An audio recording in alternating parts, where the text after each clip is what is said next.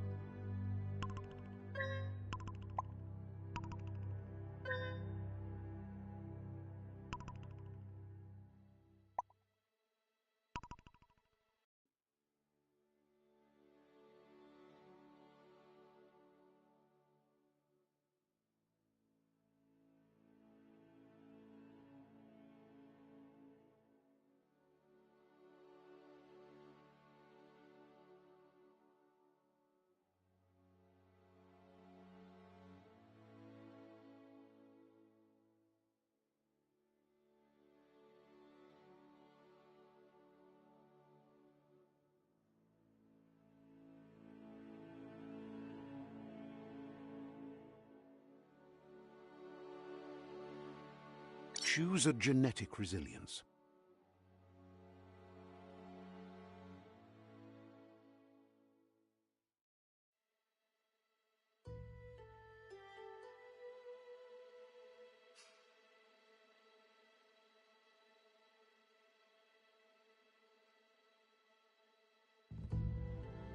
Choose your fur style.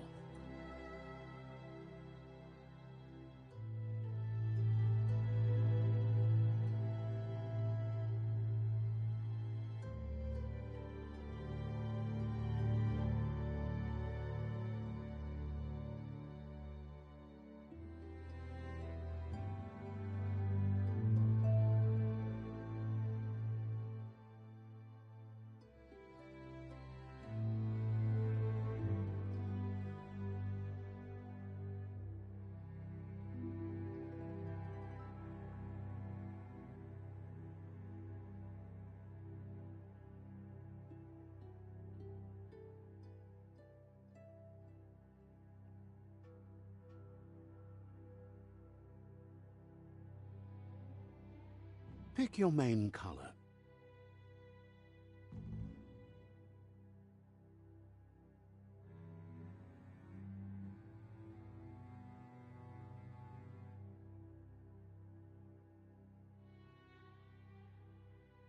Choose your fur style.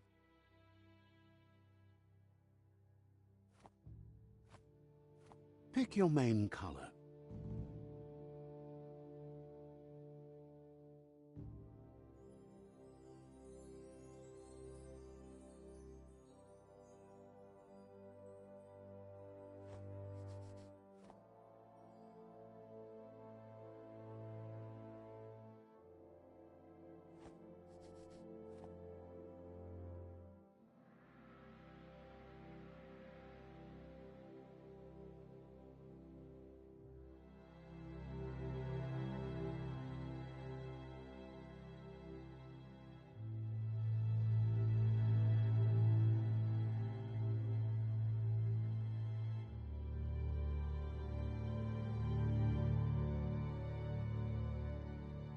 Choose your detail color.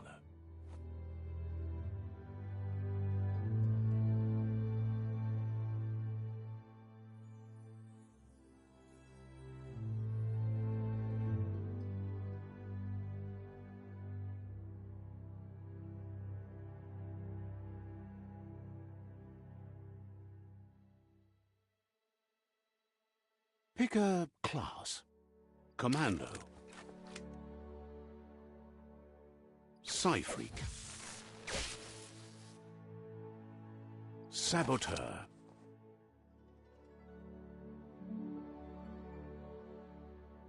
Sentinel. Deadeye. Commando. Psy-Freak.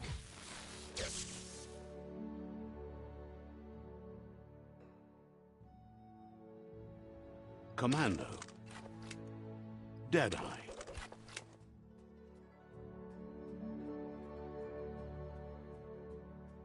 Command. Psy-Freak. Saboteur. Psy-Freak. Saboteur. Psy-Freak. Saboteur. Saboteur. Sentinel. Saboteur. Psy-Freak. Saboteur. Saboteur chosen. Pick up Psy-Freak. Psy-Freak chosen. Pick up Saboteur. Good choice.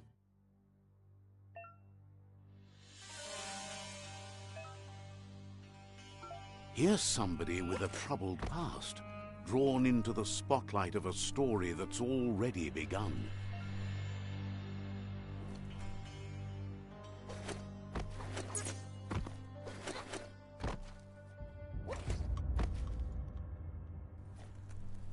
We're already at a crossroads.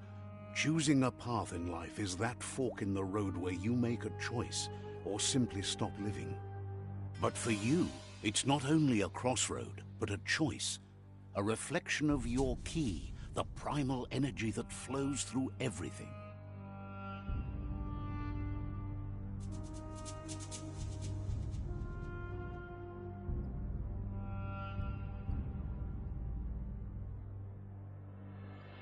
Let me introduce myself. I'm the light and bright side of you, or your inner voice to be precise, an echo of balance and consequence of your actions as you move forward.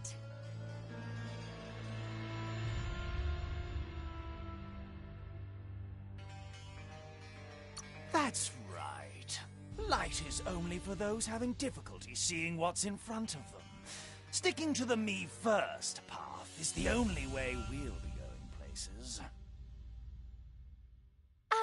I'm surprised at the change of heart.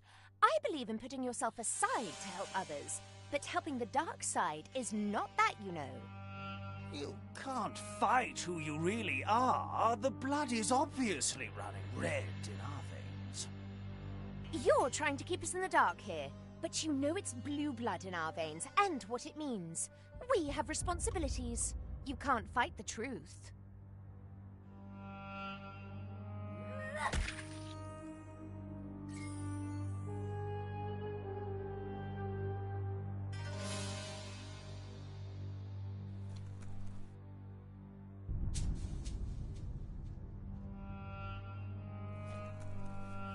Right is always right.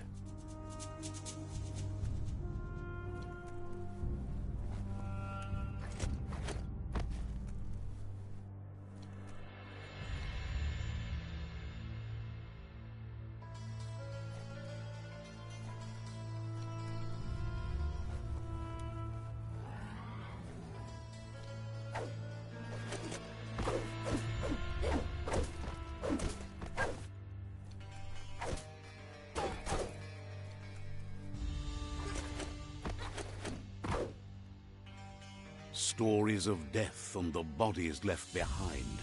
A reminder that we're at the mercy of nature, and the one that preys on others.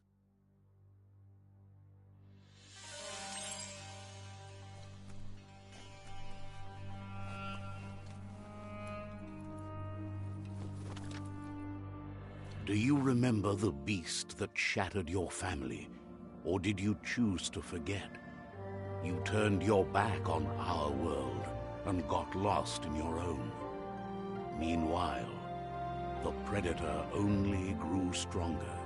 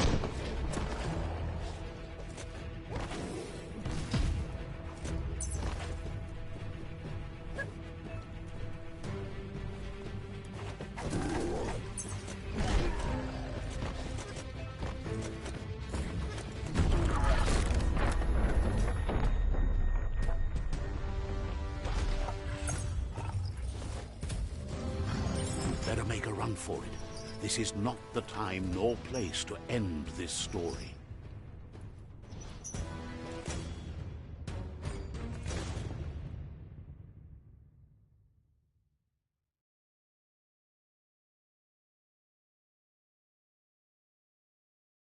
This time, it was best to run and live to fight another day. Let us hope you're ready for it when it comes.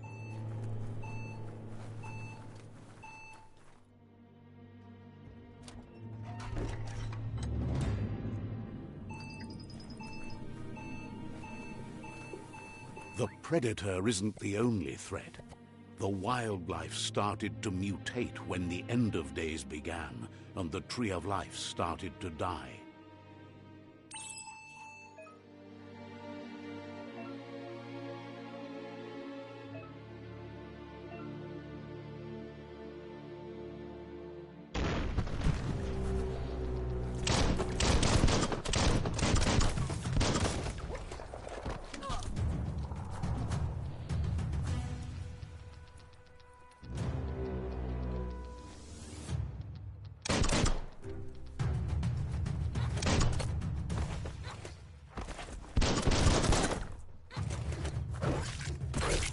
Got that one down.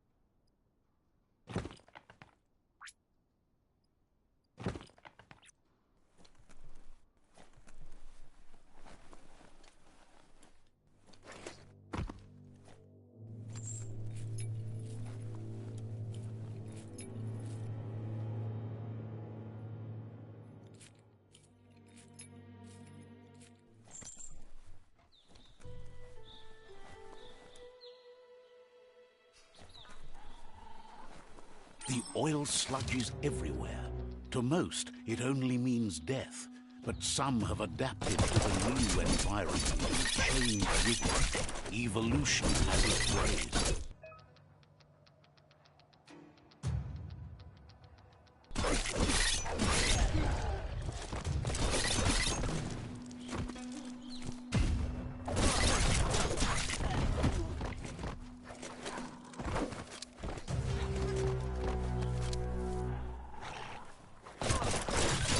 Feeling fierce.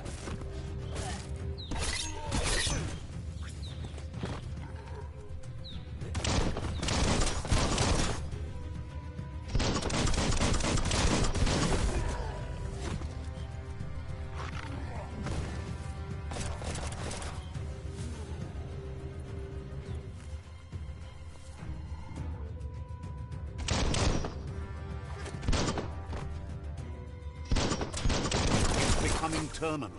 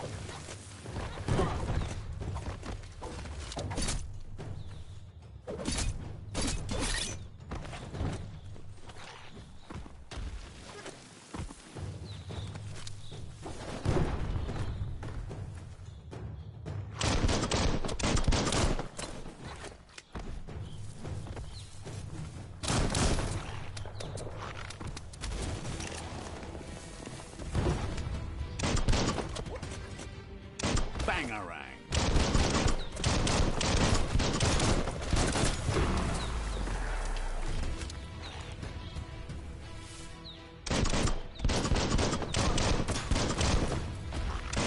Shot through.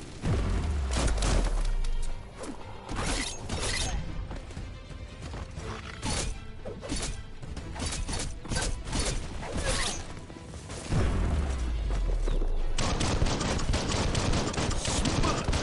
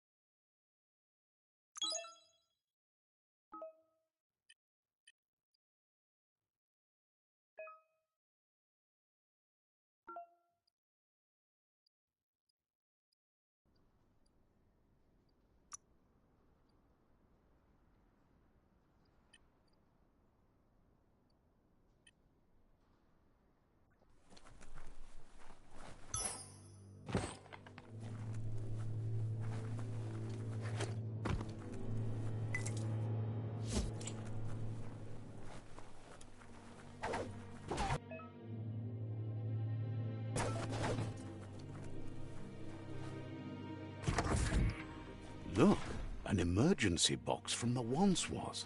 A rare sight.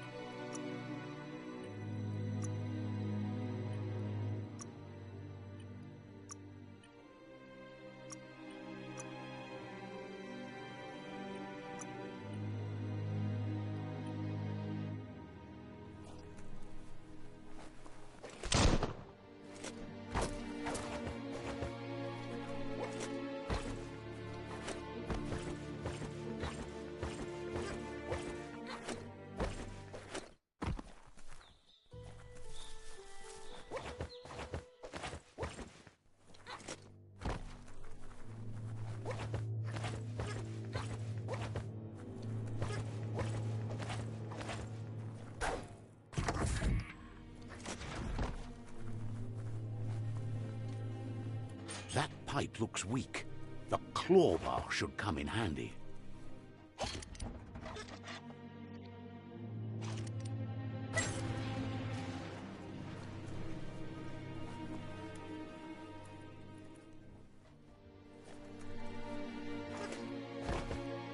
Whoa! It's time to find a way out of this place. No, really, I mean it.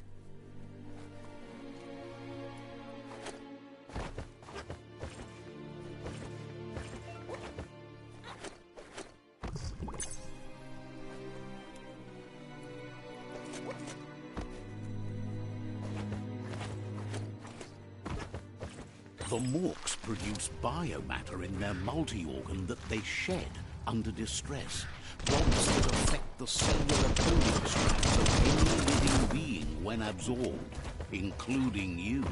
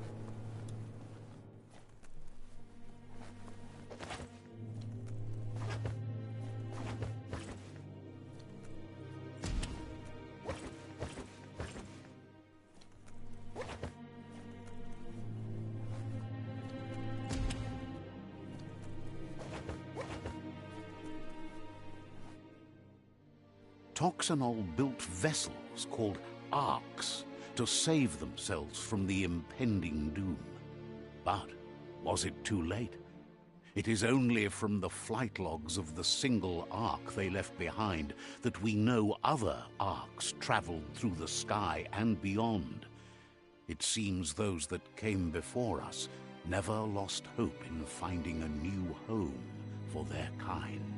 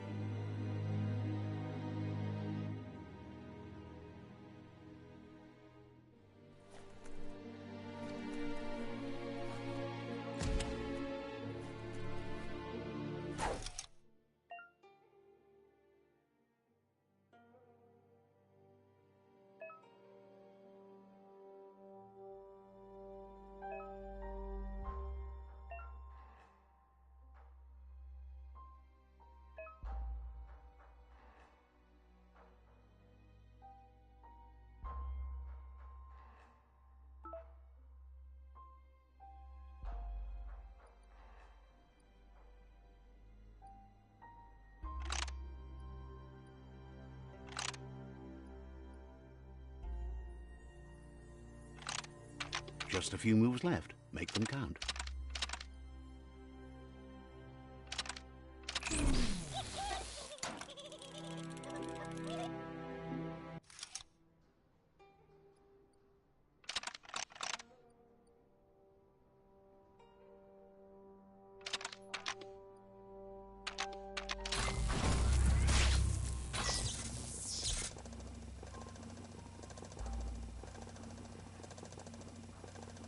There are few records of the chain of events that led to the big apocalypse eons ago, but it's clear the world wasn't prepared for how recklessly the Toxanol Corporation would make its mark on the world. Their rare earth mining and nuclear industries generated tons of waste, and without consideration for the future, they dumped it all in landfills until they ran out of space. That's when they made the big mistake. They began dumping the toxic waste in the surf just off the coast instead, assuming that it would sink and decay with time. And they were right, but no one was prepared for what was about to unfold. Once in the surf, the radiation interfered with the genetics of the wildlife and created bizarre mutations in their offspring. It had an inconceivable impact on biodiversity and the entire ecosystem. The world as they knew it crumbled as nature retaliated. It would never be the same again, and what remained of it became ours.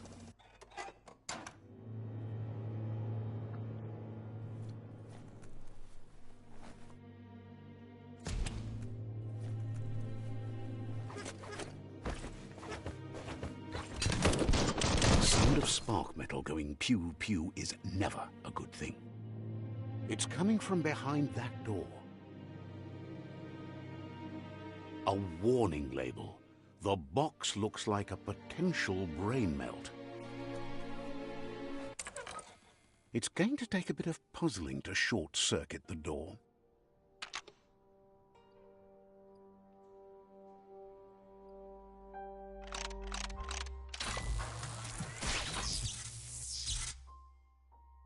There you go.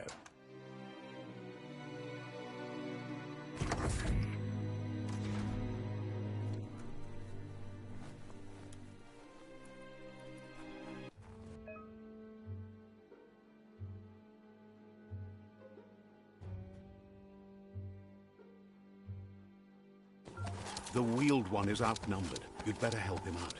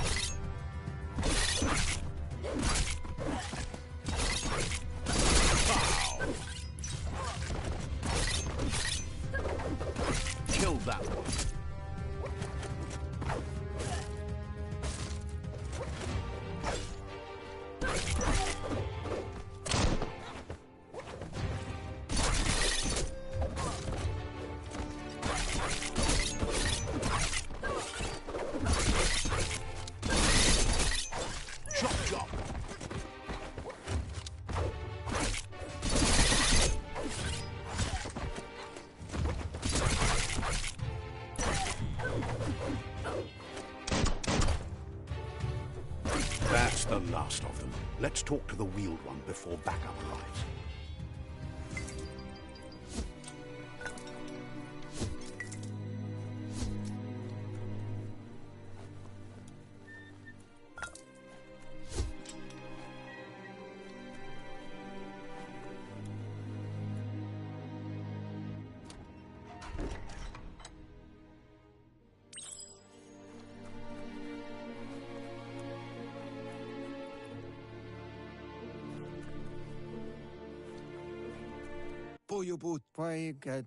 He wants to thank you for taking his side against the scavengers. He sounds familiar. You just can't figure out why. He presents himself as out of date. He knows he's way overdue, but he hasn't given up. He doesn't seem surprised that you don't recognize him. You were just a child back then, the night everything changed. There have been rumors of a one-eyed Ronin seen outside the Great Wall, and he's happy to see it's true. The legend of the one-eyed child that grew up as an outcast is old and sad. The child could have been anyone, but the evil it had fled had left a mark, a facial scar to remember the past.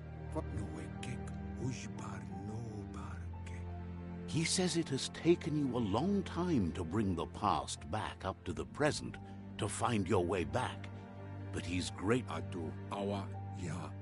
It was after the attack that the unity fell apart. Your Muma's disciples divided and formed tribes as a reaction to the blight that had fallen upon the land. Had it not been for the Tree of Life, no one would have survived. He hopes you at least remember the tree.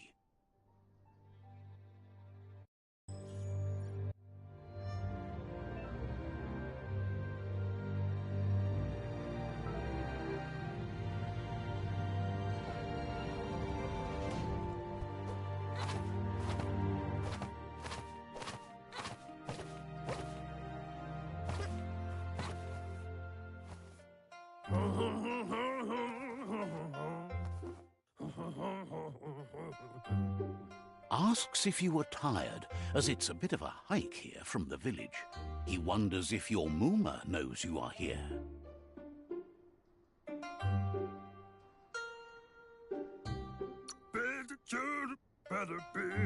You're such a good child, so you probably did. Even the young forget. He understands why you came all the way out here, to see them, the potato people. The potato people, or Nono, are a wonder, somehow interlinked with this little tree here, fueling its source of life. You might be right. Like potatoes, they're packed with energy, an excellent source of ki. The Nono prefer to hide in glitter grass. He says you should get over there and ruffle it. See if you can make one come out of hiding.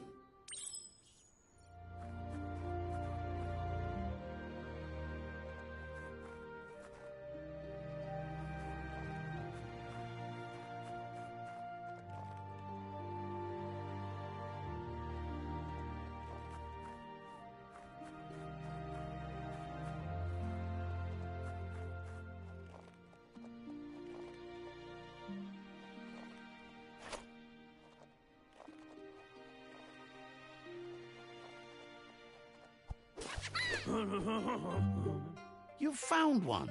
You should be proud. They don't come out for everyone. The Nono's ki energy is just what the Pensai needs to complete its cycle and grow into a tree of life.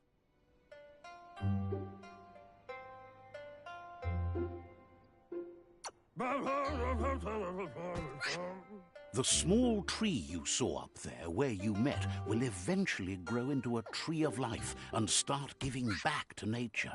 It'll be the heart of the land.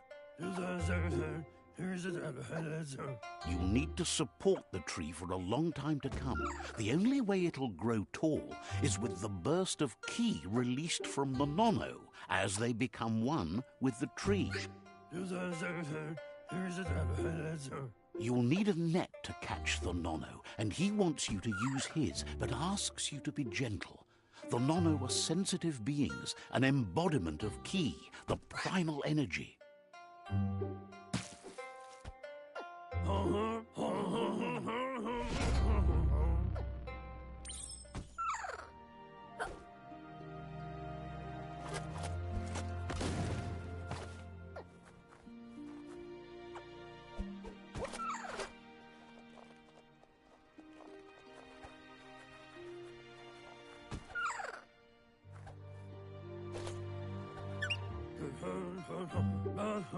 You handle that net like you've never done anything else. He's impressed. One day, he hopes the tree will have grown tall enough to sustain the world. But today, your focus is getting this one to become one with the tree.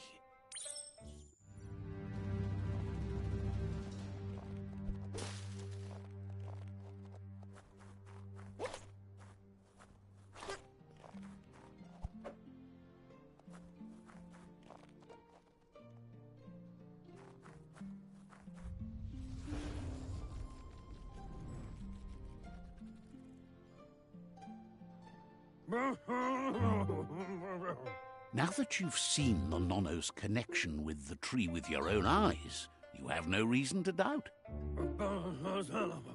From this day on, he'll make nurturing the pensai into a tree of life, a life goal, not only for our village's sake, but for all of us, everyone.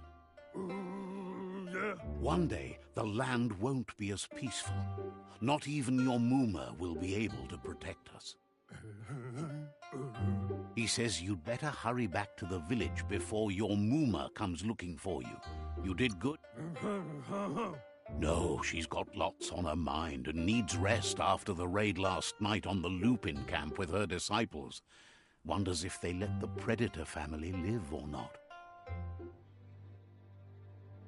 Muk Bebuk. He lost you there for a while, but no memory is alone. It's part of a trail you can follow.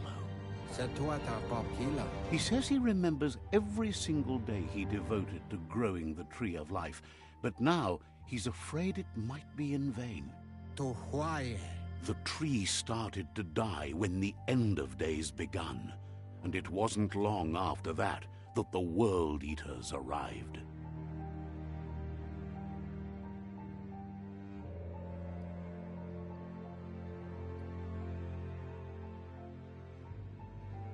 Muk Bebuk. Records tell of the ruinous devastation the Toxanol Corporation inflicted on the land. The apocalypse sparked a re-evolution, the second coming, and our lineage.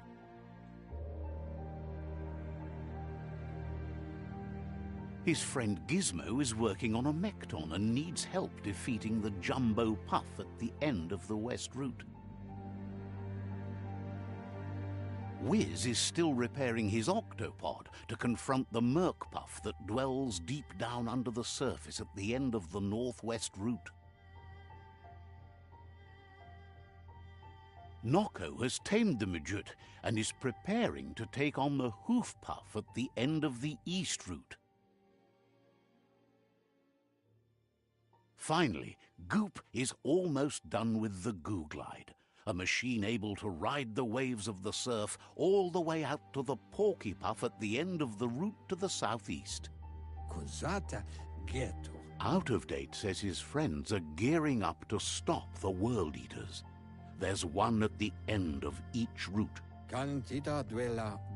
The road ahead won't be easy, but he's counting on your support. His friends aren't strong enough to end this on their own. He wants you to understand that you'll all die if the tree isn't saved. Regardless, you'll meet again once you've played your part in the tribe war and the situation with the World Eaters. To Wumble.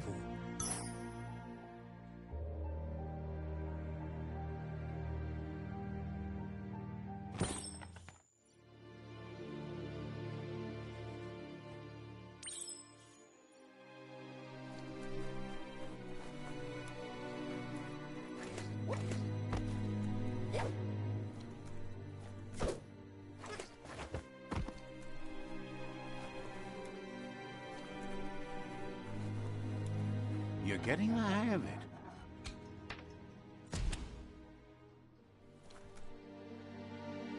Quickest way out is through the roof where they came in, and the rope looks strong enough to climb.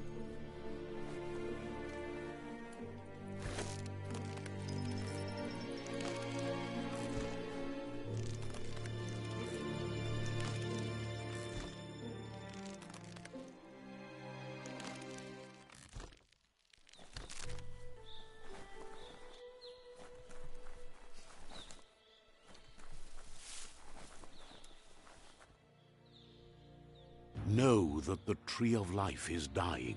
Its days are numbered. Without help, it can't endure the environmental change and assault from the World Eaters.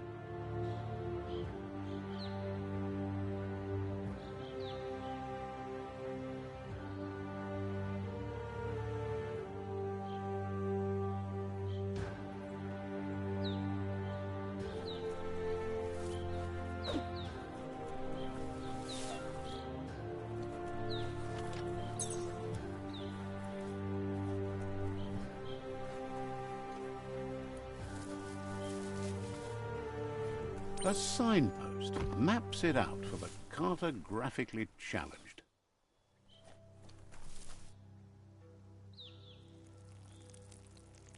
Let's see.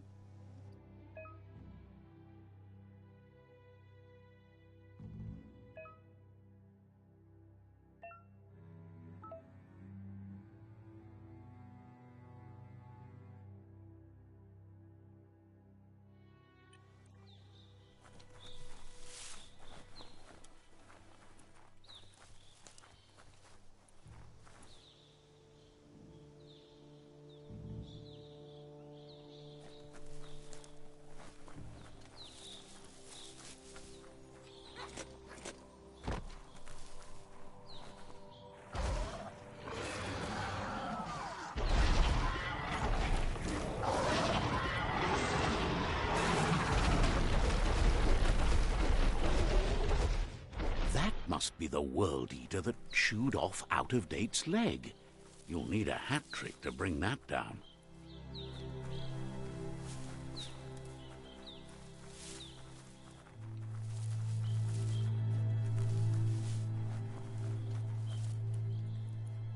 It's a bridge. Just get over it.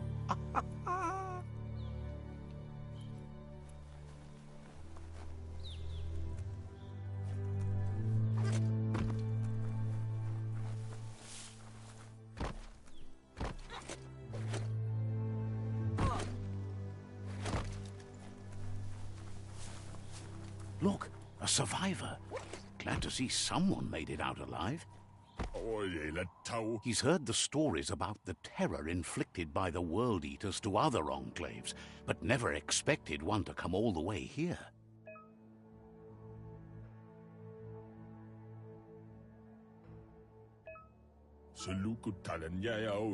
He worries there won't be much left to save if this continues, even if the Tree of Life survives the attack. He doesn't know what your connection is to this place, but something tells him you've stayed true to your heart.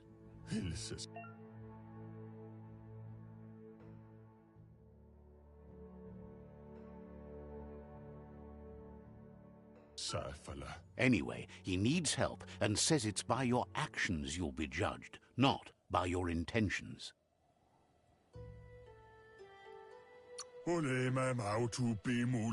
He's grateful for that. You still seem to have a spark of light in you.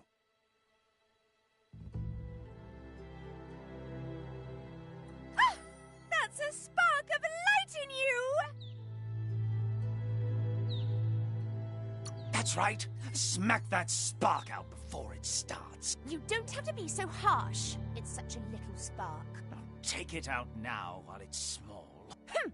There's always another spark.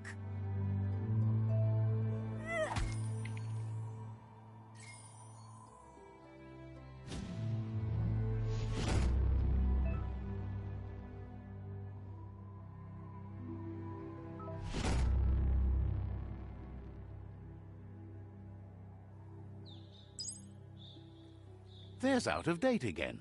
He must have missed something important. Kim hobe be kuku hifar muk.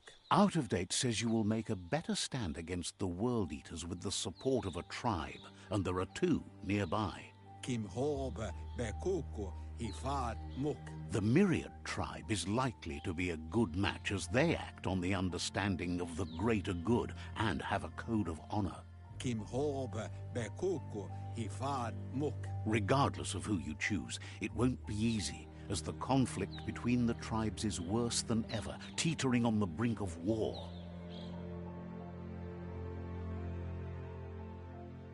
The Myriad's conviction to stop the World Eaters began when the Leviathans rose from the depths of the surf. Siding with the Myriad's movement for wholeness in a fragmented world might seem like the logical thing to do, but is it the right thing? One thing's certain, though. Destiny arrives all the same.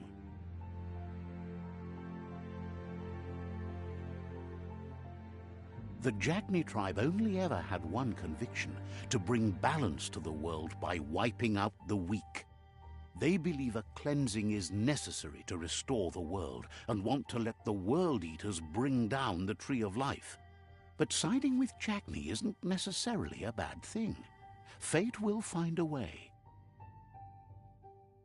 Kotuvon ko kumvun konu. Out of Date says someone needs to break the stalemate and shift the balance of power to either Jagni's or Myriad's side. Yalawa watnawa. He believes the tribe Sifus, Myriad especially, will listen to you and expects you to pay at least one of them a visit and play your part. Yalawa watnawa. Out of Date will be waiting for you beneath the Tree of Life if you lose track of what you need to do.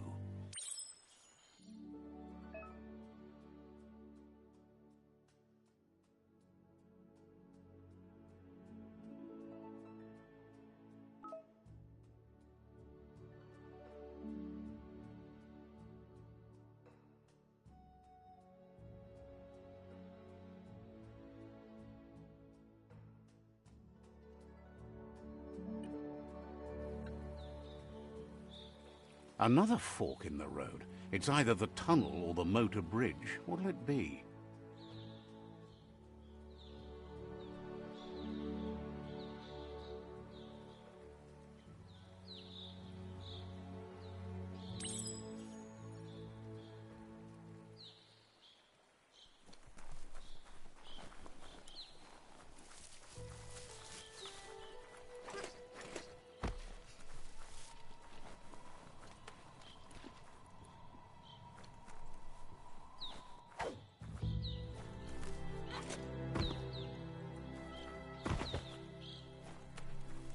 It's unusual that natural tunnels like this still exist.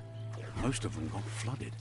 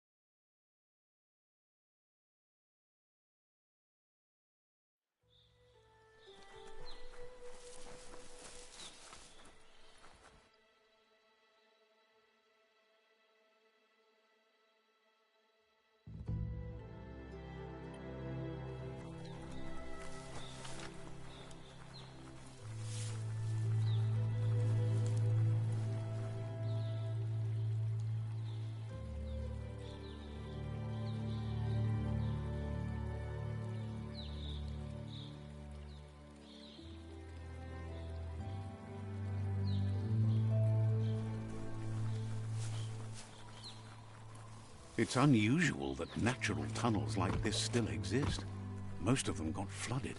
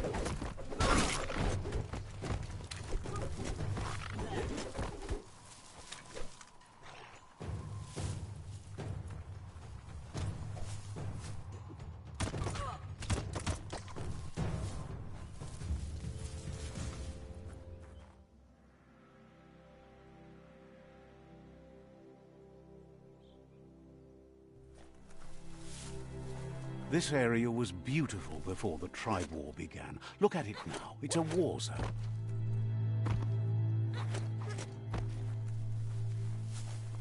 Upsy-daisy.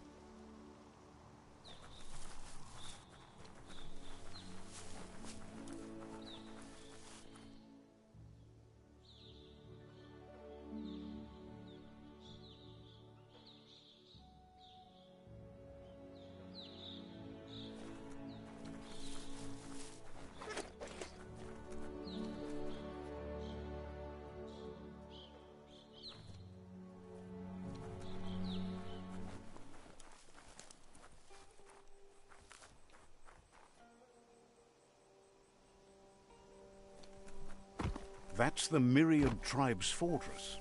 Will they be friends or foe? You should head up there. That way you'll know.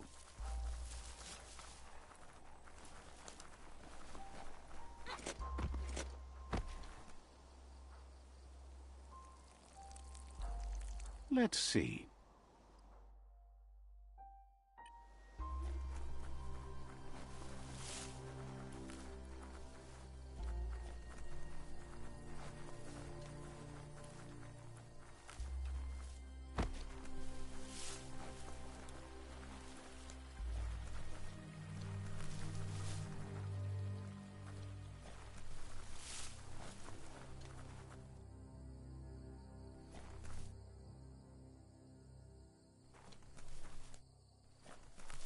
That's the Myriad Fort.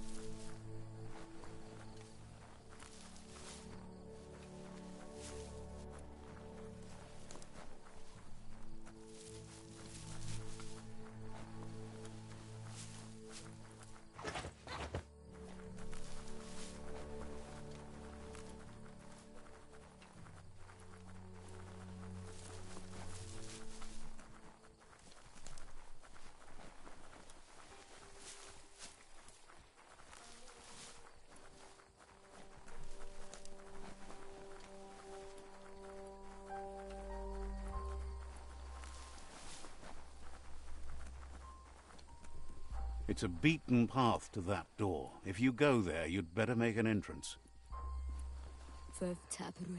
Says it's good to see you out here at this time of night. Says they're wary of strangers. They're at war.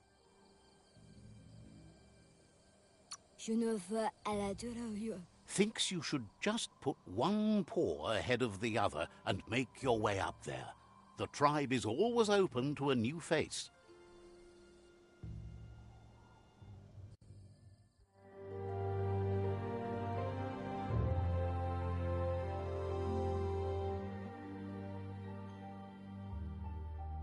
Sibi? La vanen aginkan man. Gerat na fal hut mus. Tugai la wute. The Myriad tribe act on understanding of the greater good and a code of honor. They believe uniting the tribes is the only way to restore the peace.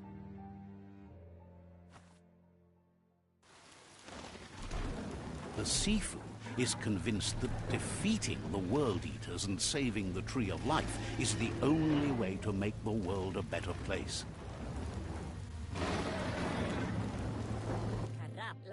He welcomes you to the Myriad Fort and introduces himself as the tribe's Sifu. But he was hoping you'd show up. The news of a vigilante Ronin on crusade crossing the Great Wall through the crack in Bunker 101 has preceded you.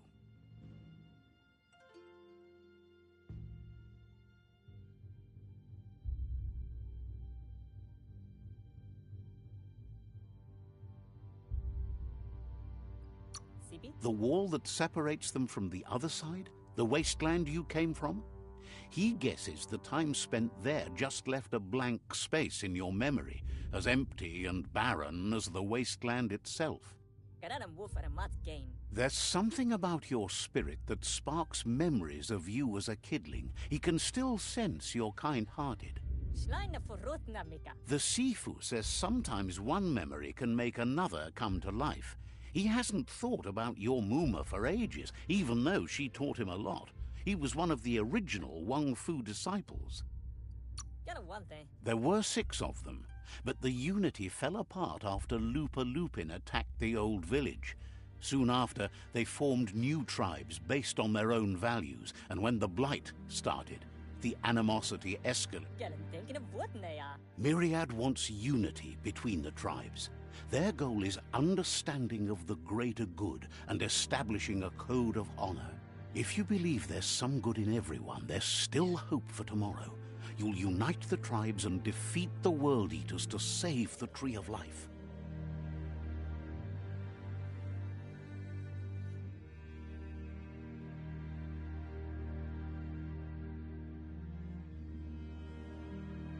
What? He was hoping you'd join them. You understand that there's no harm in doing good to others. The Sifu was waiting for something to tip the balance in their favor, and with you by their side, he's confident you can unite the other tribes. The one you should coerce first is the Jagni tribe.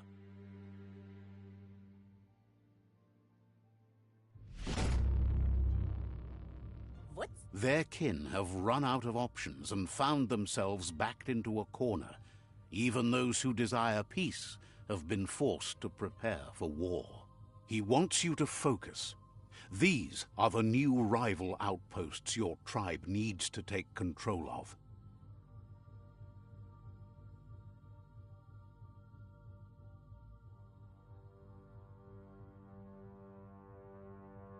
He says you'll regret not being on their side.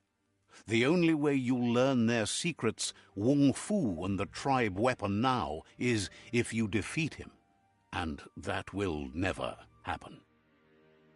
You both have gentle minds, so they want to wage a gentle war.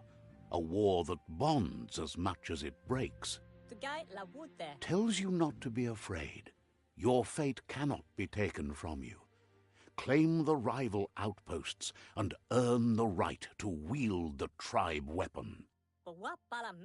Once you've dealt with the rivals' outposts, you'll challenge their Sifu to unite their tribe with yours and let your kin share land again. Kerawah. Seeing you brings back his memories of the old village. Palam wena denke. He remembers your kind and unselfish soul and can sense you still have it in you, the will to do good.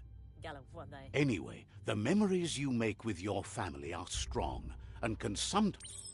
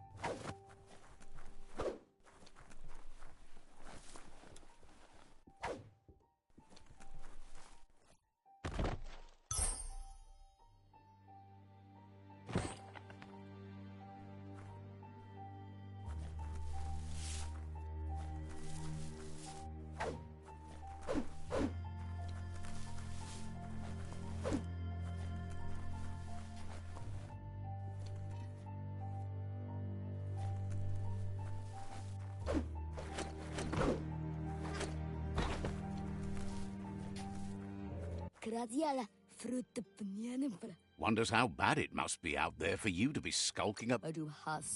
Has plenty to do, so no worries. Nubli Tutu, Thinks it's time for you to go see Gizmo at the chug yard. Zravdu Gurin. Seems surprised you have to go.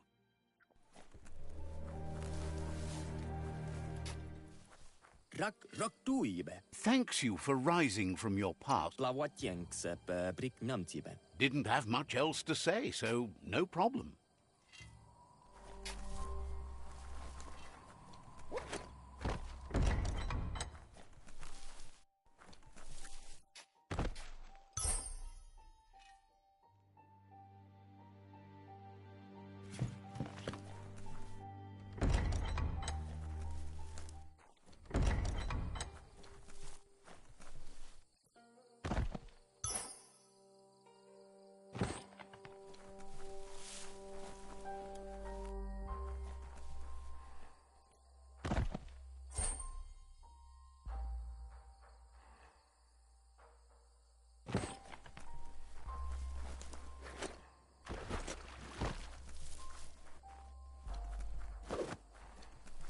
Eg, viggedasso. But hope isn't lost.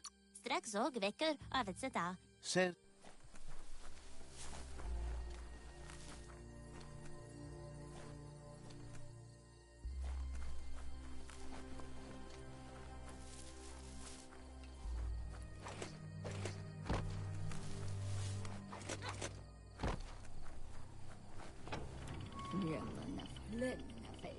Mystified why you wouldn't give up and have the Pichu help you dig the world's grave.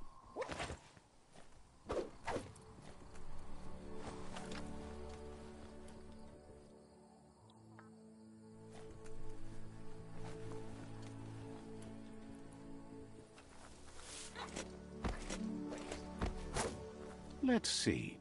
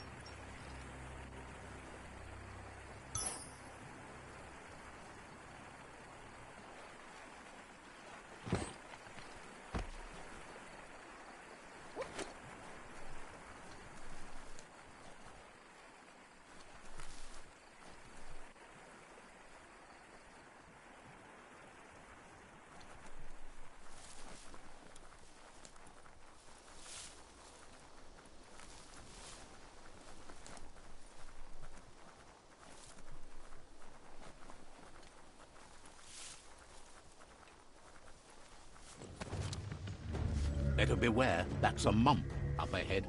They were hit hard by evolution, the wonky especially. Formed, unfurled.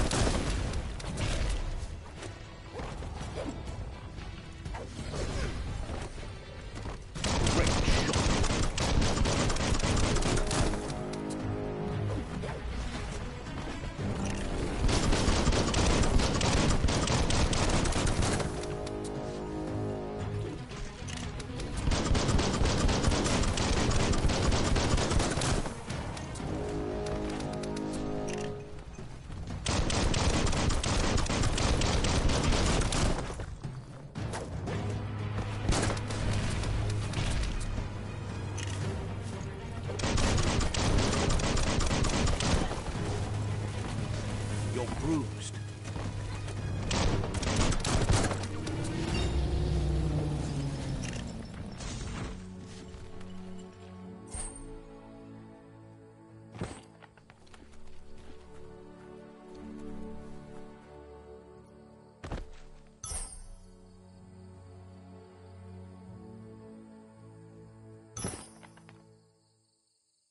That might come in handy.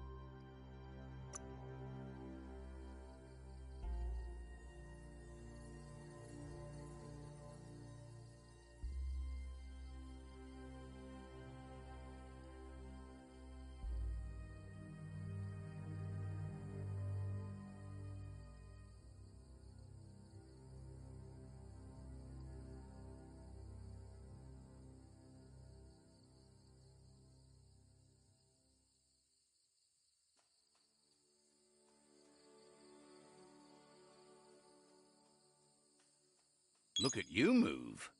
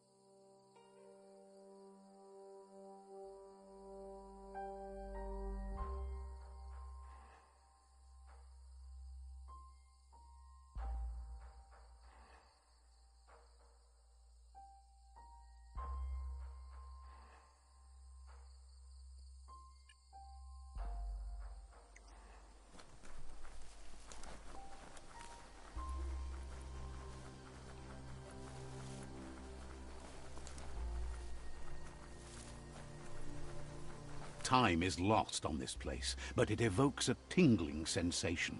There's something special about it. drawing you closer.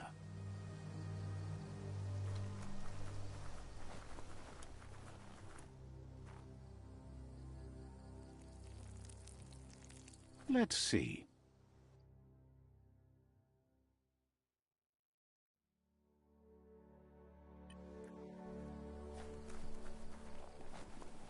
As time passes, memories fade, and sometimes feelings change.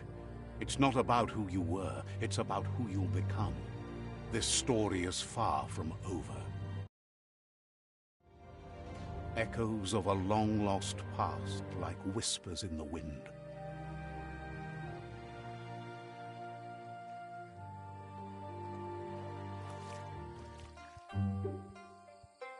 Here's someone who takes each day as it comes. He wonders where you've been. He hopes you've been out at the lake, practicing your swimming technique. He understands Wang Fu is hard. That's why your Muma only has 6 disciples. Doing just one thing helps you get more done in less time. He thinks you should really know how to swim by now. Why not? There's no better time to do what needs to be done than right now.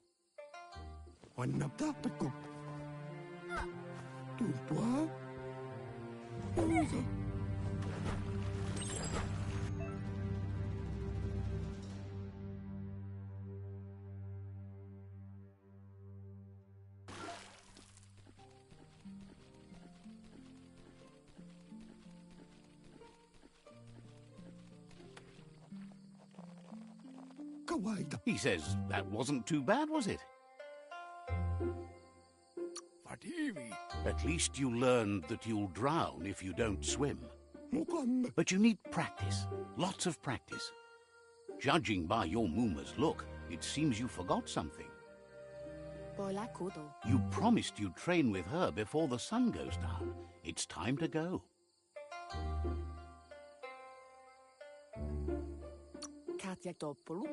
The dedication to training is important.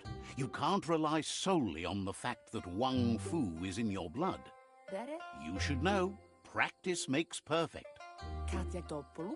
She'll see you at the village square.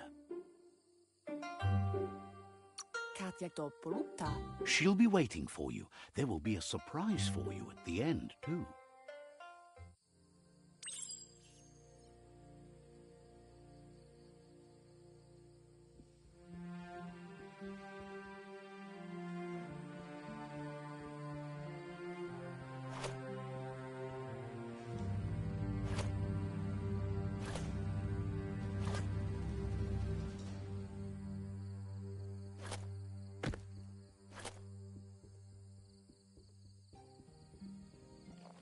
Here's another familiar face with lots on his mind.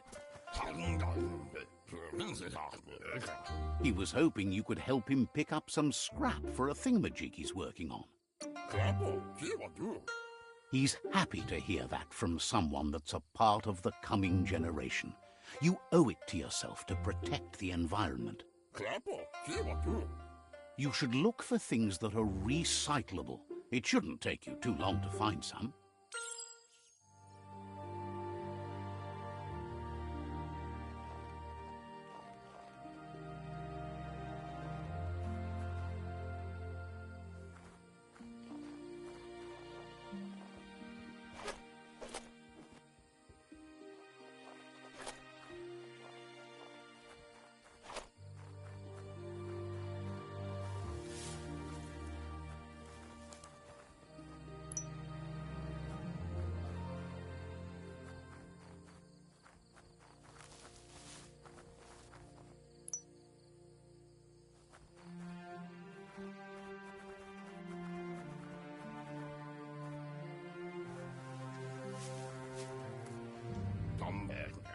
He wonders what usefulness you found.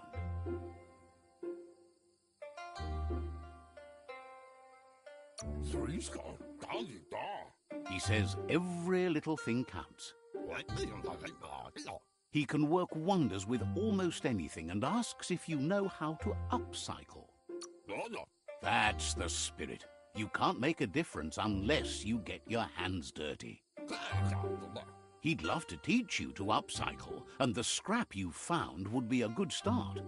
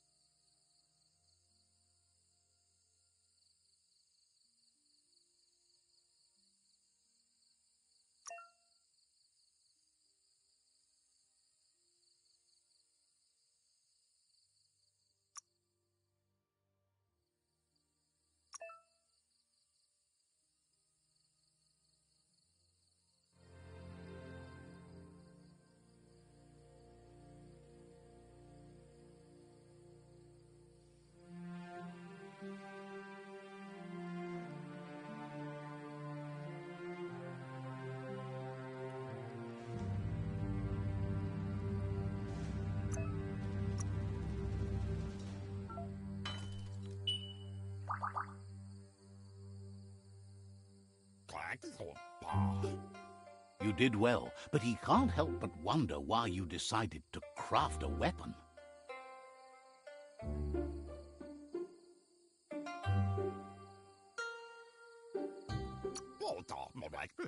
He appreciates those able to deliver a sharp remark. He's looking forward to seeing what you'll make next. It seems you have a talent for this. It looks like she's starting to lose her patience. You know she doesn't like waiting for you. She wants to see you on the village square right away.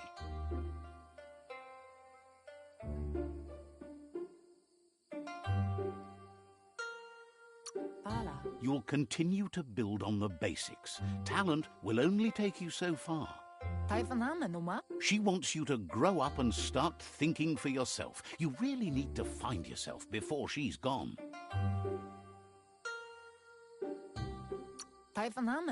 She won't live forever, you know that. But she intends to make the most of every day she gets, especially the ones you share together. You've always followed your own path, but this time she needs you to follow her.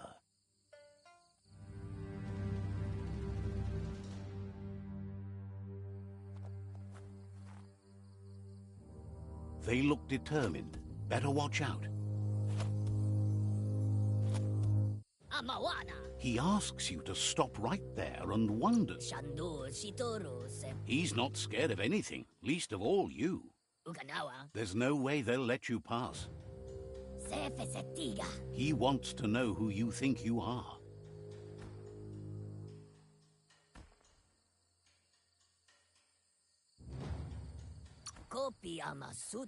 You'll have to face pain at some point.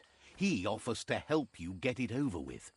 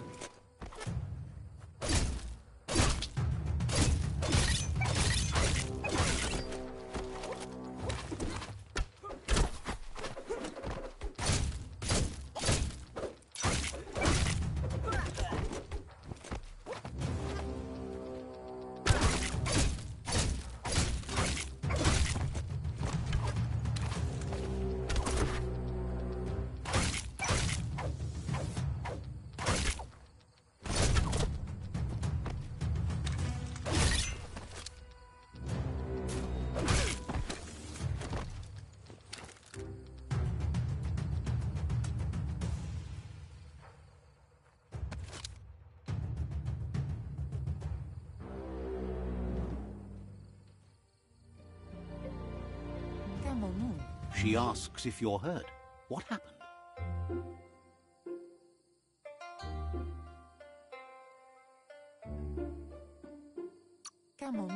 She says it's nice of you to consider them, but they have weapon training at sunrise tomorrow, so they'll need all the rest they can get. Mustiki muhka, The most important thing is that you're okay. ferena masalapu. It's time to focus on your training now.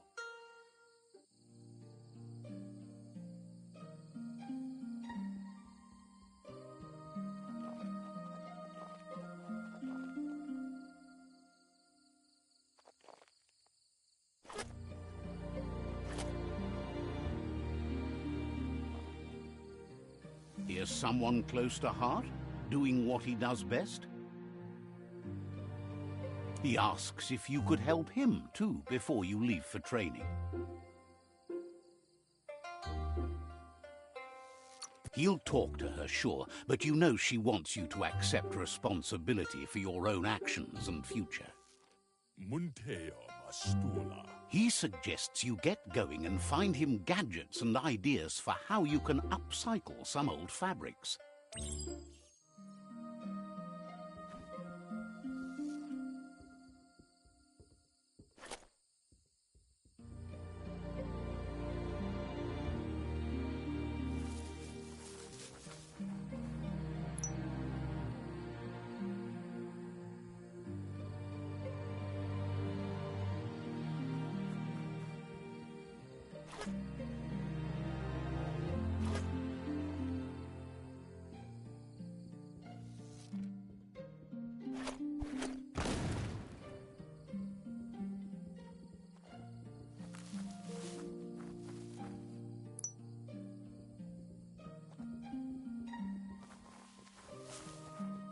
God. He's curious to see what you've found.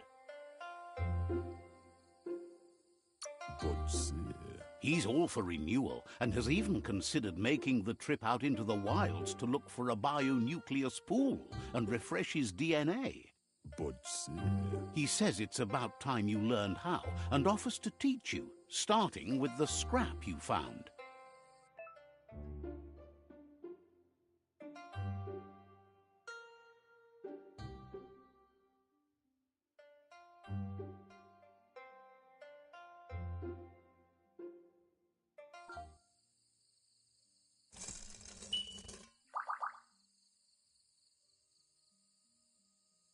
Iskayamaku.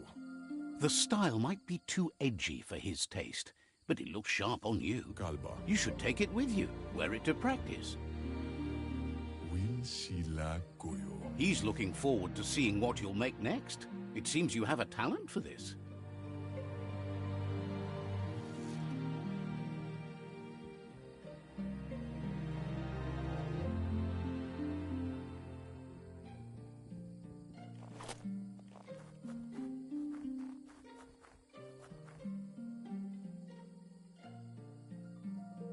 Amun. Your Muma says it's about time you got here. Masamal. Hopes you're as ready as you claim to be. Amun. She says she is eager to get started. You don't have much time left before the sun goes down.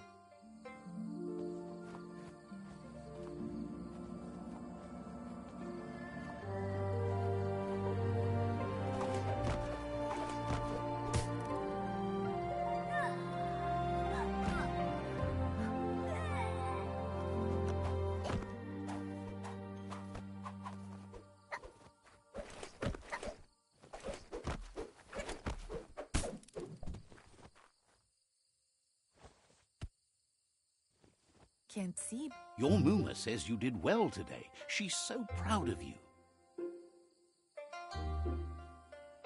Kensib. Thanks you for being such a good student. Ritsentende. Been working on a present for you, with the help of Gizmo and Wiz. Kanyala notoro. You should go see him and find out what it is. You've deserved it.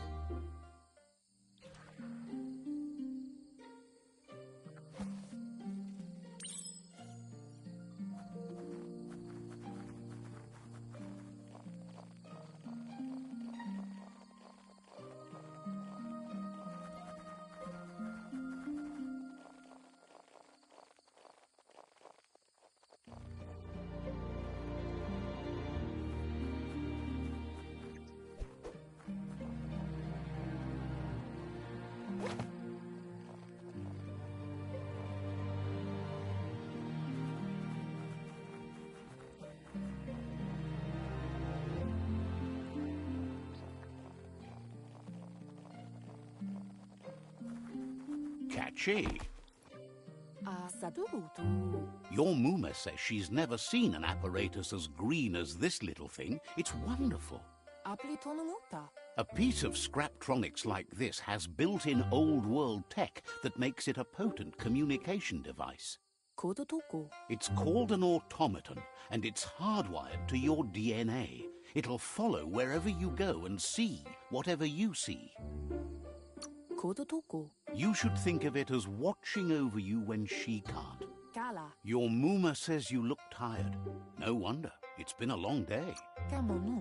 Everything ends, both good and bad. Rest, and you'll find strength for tomorrow.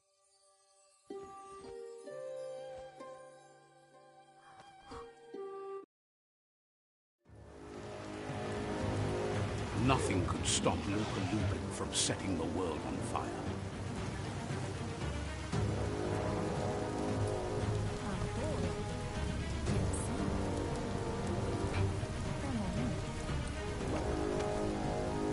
Your Muma urges you to blaze a trail. A burnt kidling will learn to dread fire.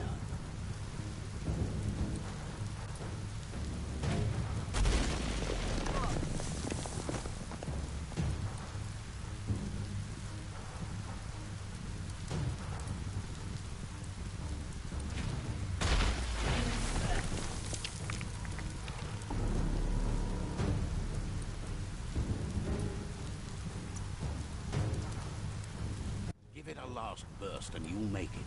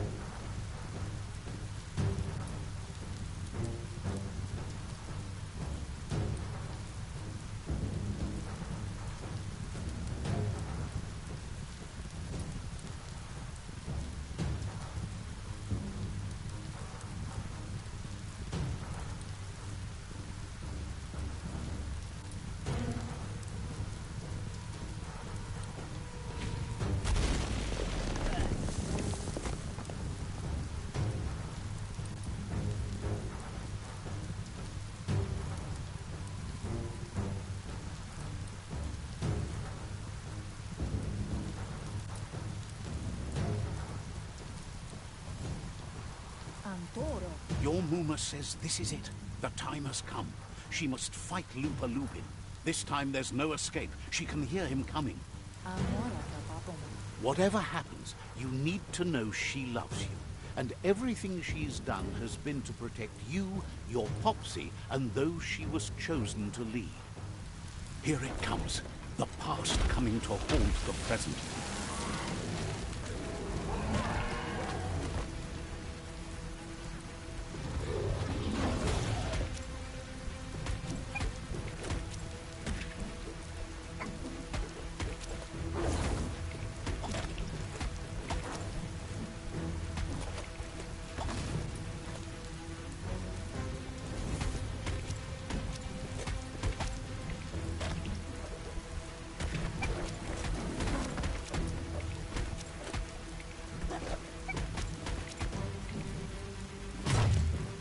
You must go through fire and water to make it out of here.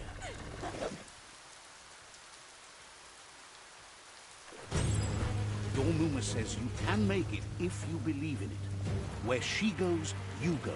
Blood is thicker than water.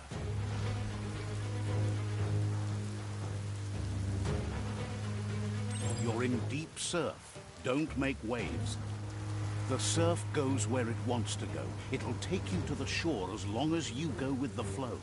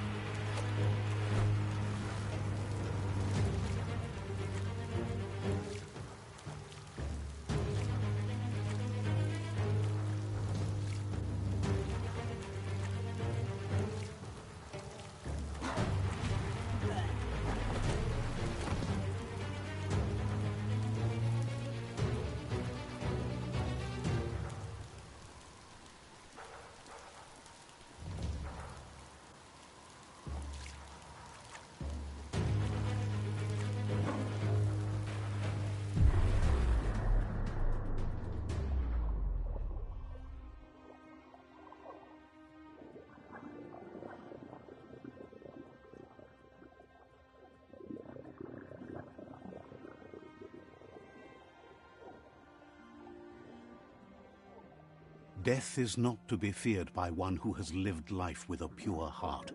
A part of her will live on in you.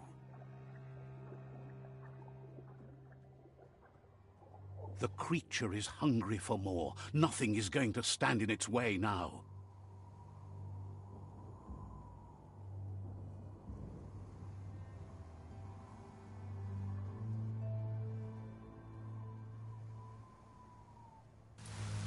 If a sacrifice is made for someone else, it's not lost, but passed on to the next. Life must go on. Real sacrifice comes from love and necessity when all other options are exhausted. The ultimate test of conscience is the willingness to give up anything to save what you truly care about.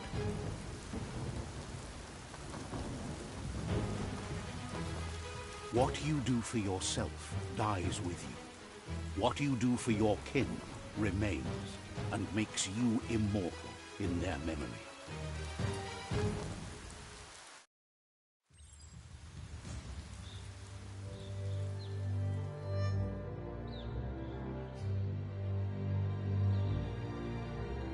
As the moment fades and is lost, the only thing that remains is loneliness. It doesn't mean you'll forget your past. It simply means you need to move on.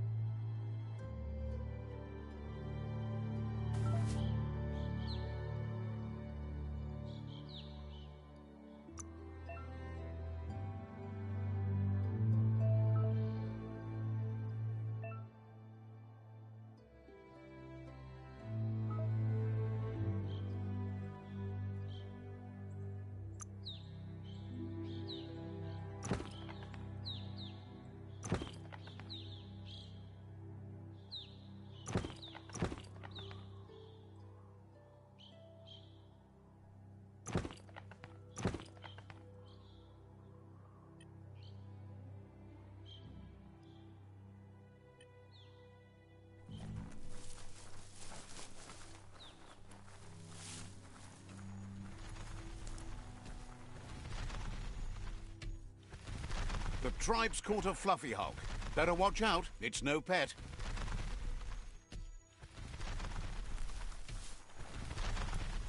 They couldn't keep it down. Fluff hulk is on the loose.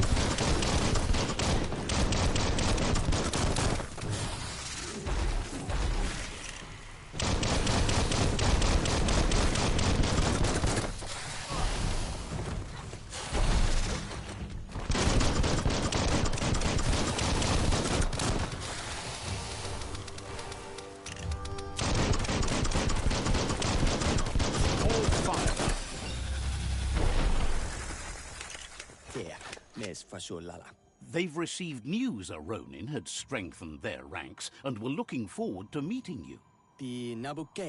A group of myriad crusaders already headed out to Jagni's Mercadorpus outpost and are waiting for you there. You should hurry there and help them best the outpost.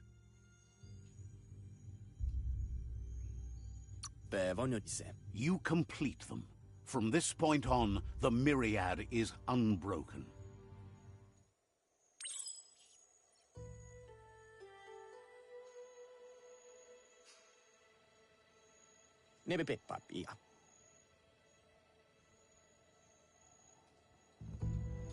vonjotise. Better not keep the Crusaders waiting.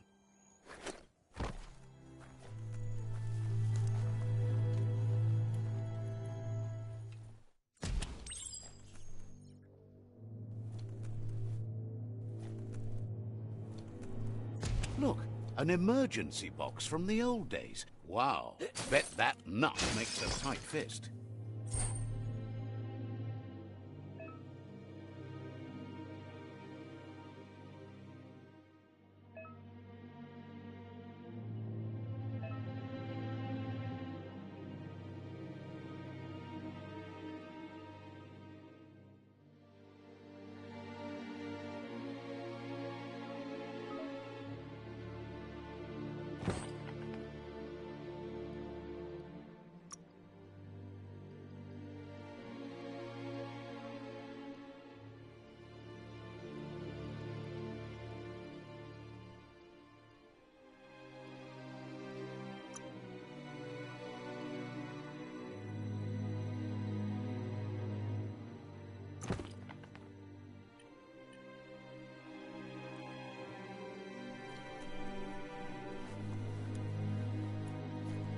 Toxanol was something called a corporate juggernaut, and our world still bears the marks of the massive ecological catastrophes they inflicted upon the land. The apocalypse they caused was the end of days for their world. But for us, it was simply a beginning.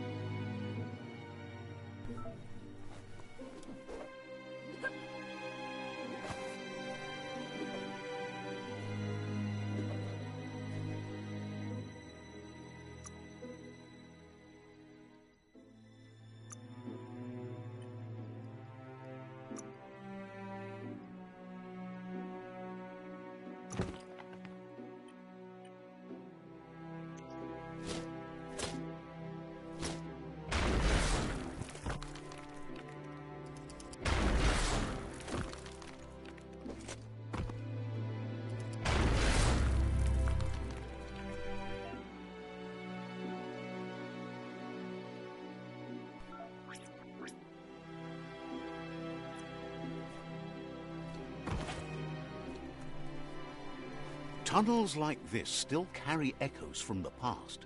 Can you hear it?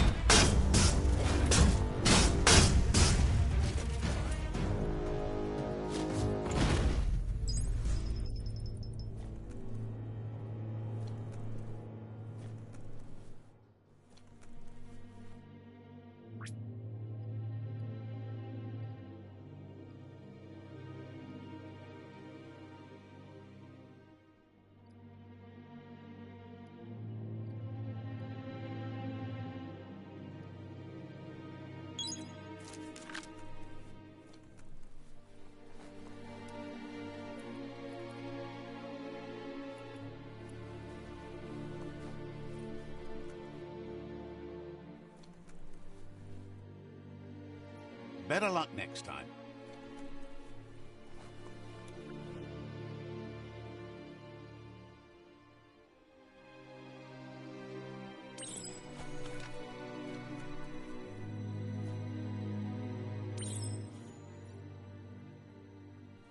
That notice board? filled with the leftovers of used-to-be wants. You're getting close to one of those old Toxanol brick towns. Pay attention. The Toxanol Corporation made this place, and then just threw it away when they were done with it.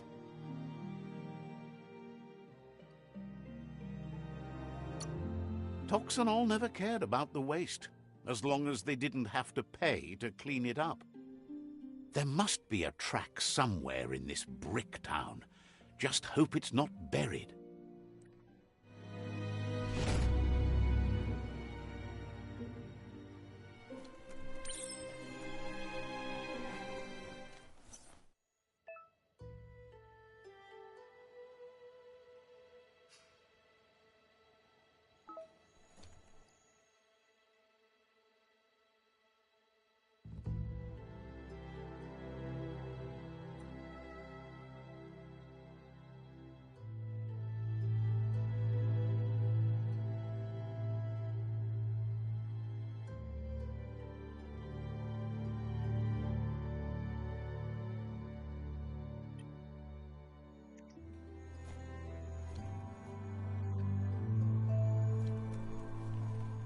Fate is funny that way, but it won't always make you laugh.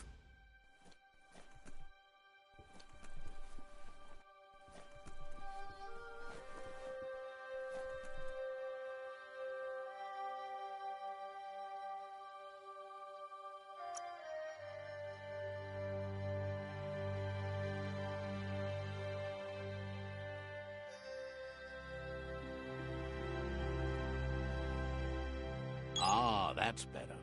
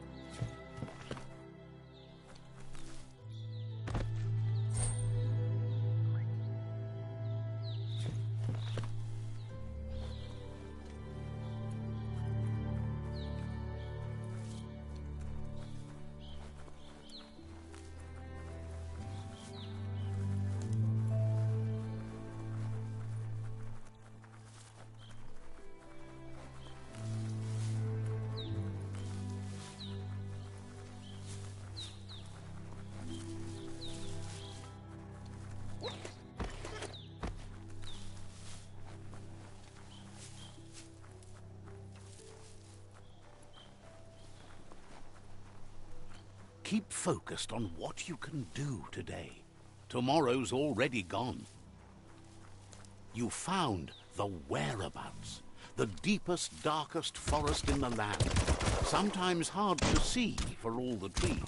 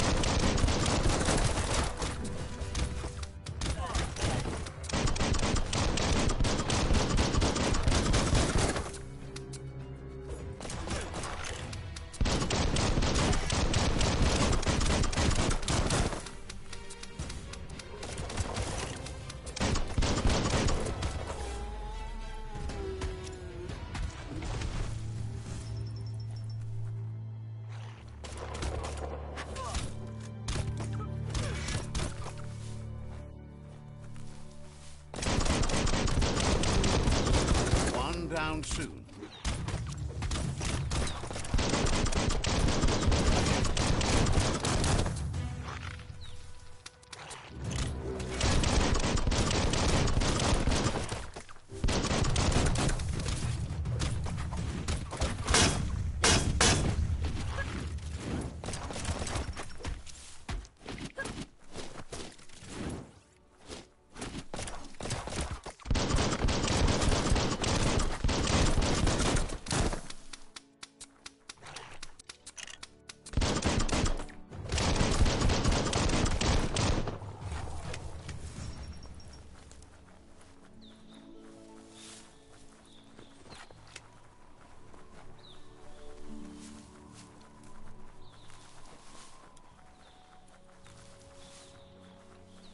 That's a Jagni tribe outpost.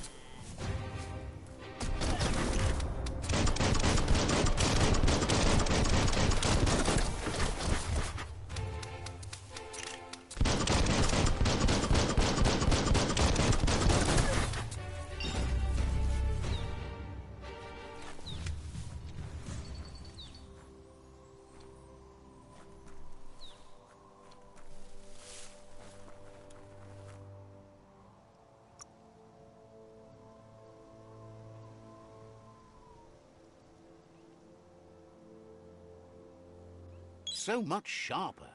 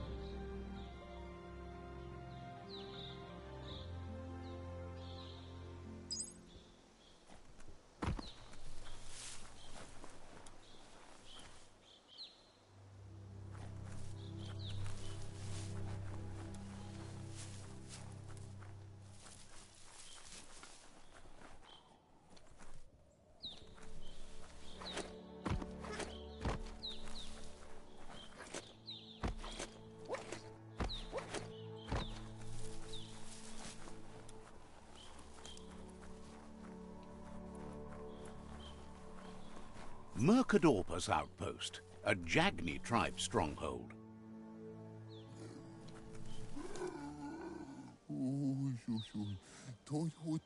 Says it's time to set the outpost free. Inflict as little damage as possible as you make your way through to the rival captain.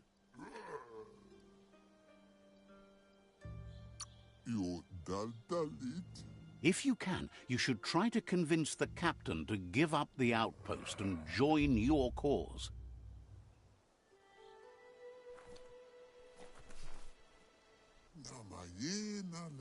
They're ready to enter the outpost when you are.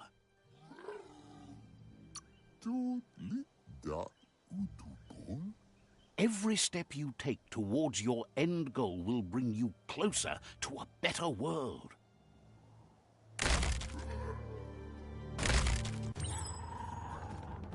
Here's the first line of defense.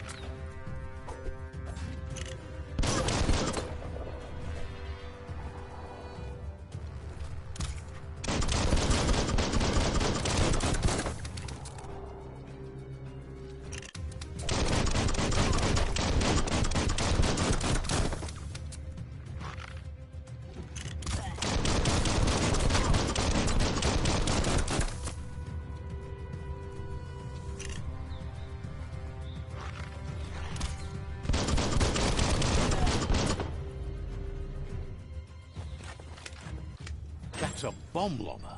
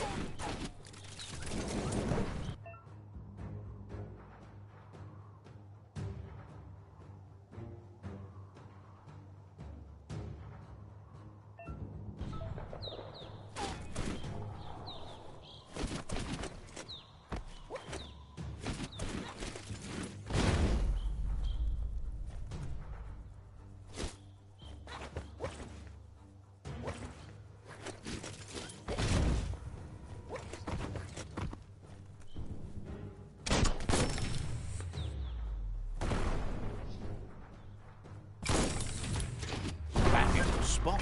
Wrecked it. That twirly wheel works that drain pipe.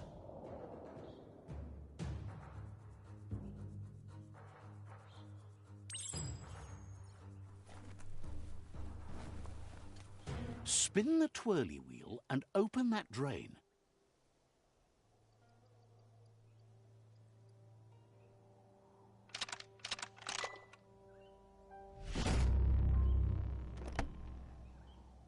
Everything's clocking together.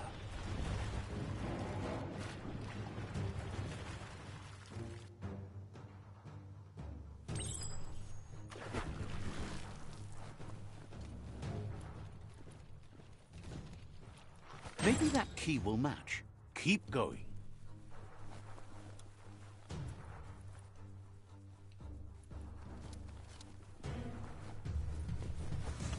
That cage is holding a helper.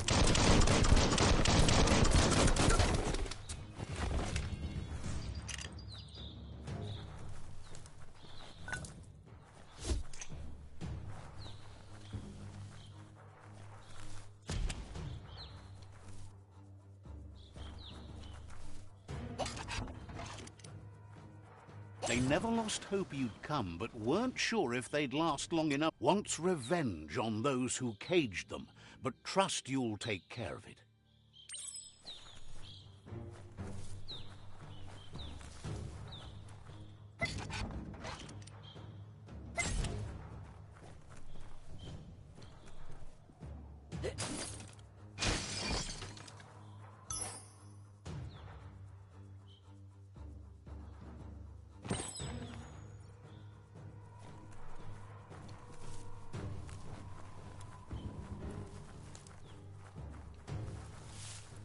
A sharpshooter.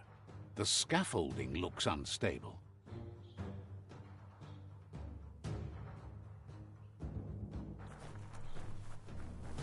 Better stay clear of the red ray. Here's the second line of defense.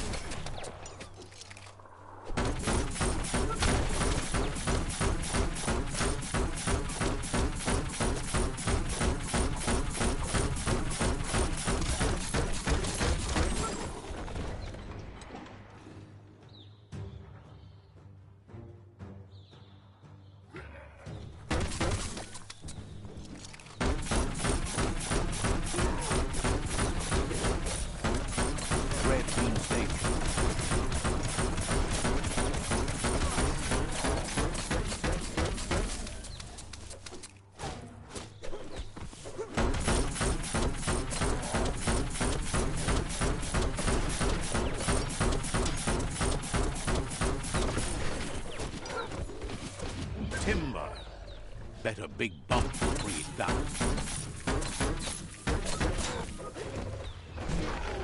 Switched off the light.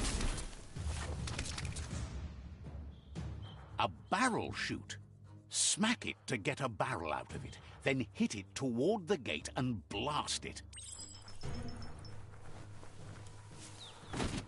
That looks splody. Shoot it and watch it blow.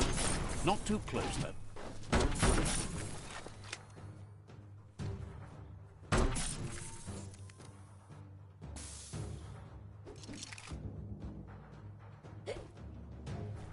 Kaboom! You're in. Almost there. The outpost belongs to your tribe now.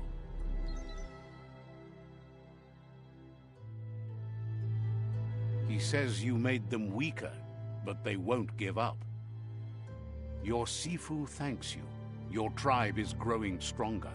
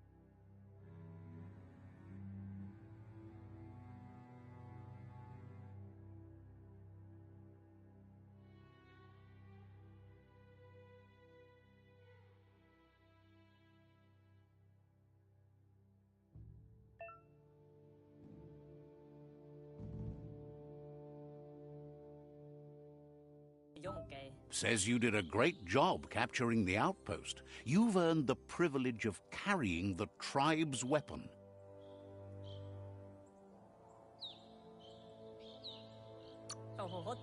Hopes you'll use it to do some good in the world.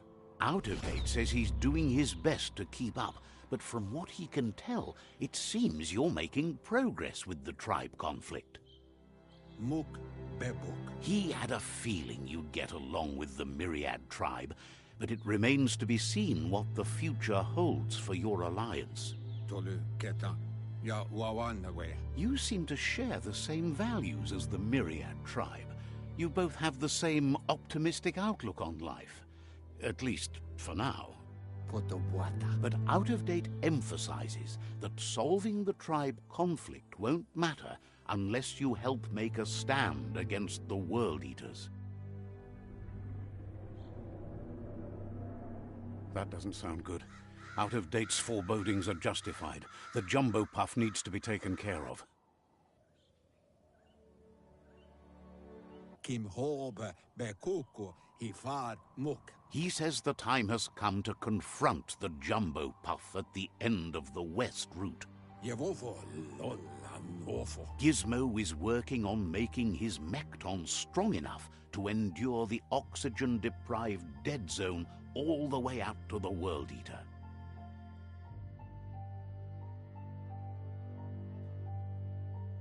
Weta Gono. You should get over there and see what you can do to help.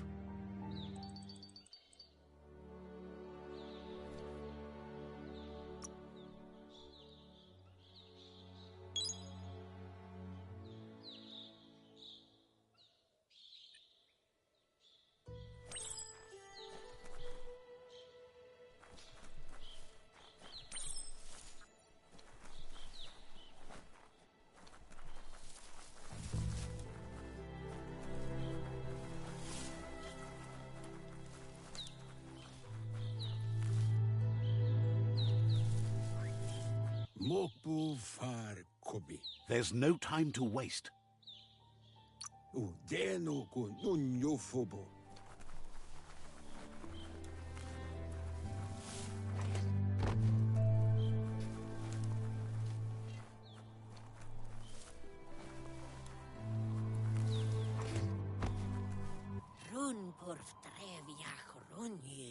sparkles about how...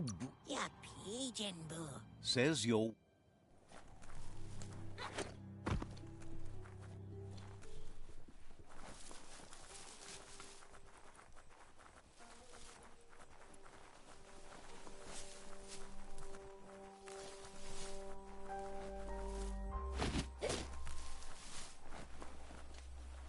Better perk your ears up. Darkness doesn't hurt sound.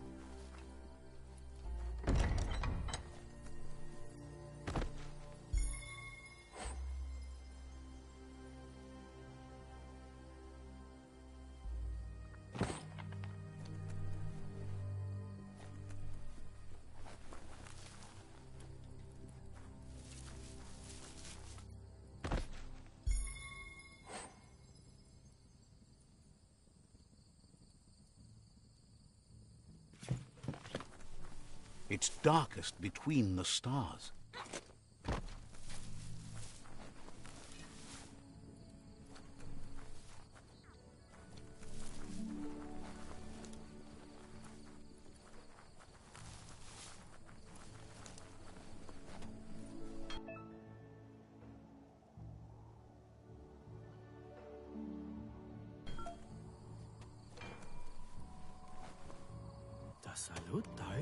Asks you to check out the wares, confident you'll find... The doors here are always...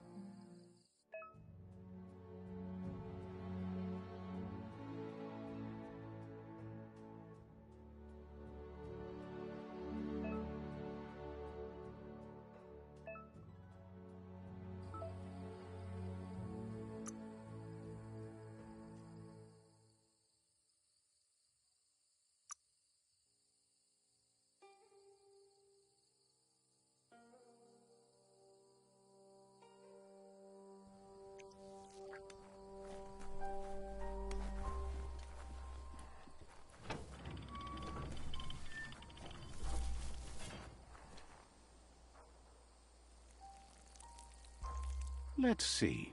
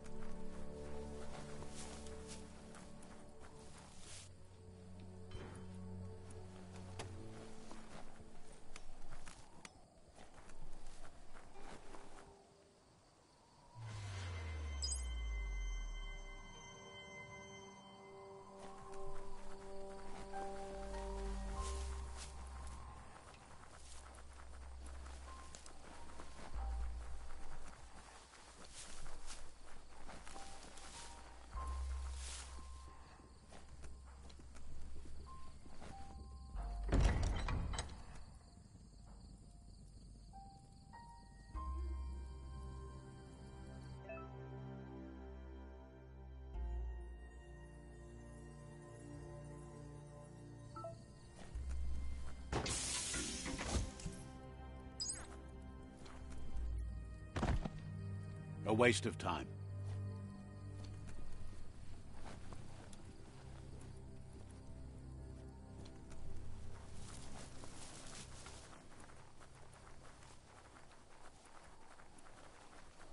Listen to all that night noise.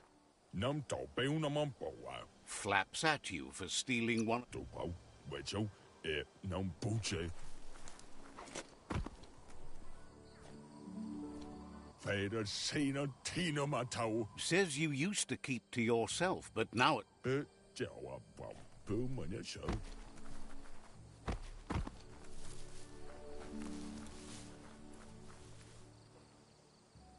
That's a ganote. Easy prey for Loopa-Loopin. For everyone else, they're a perfect mount and easily tamed if they are kept fed.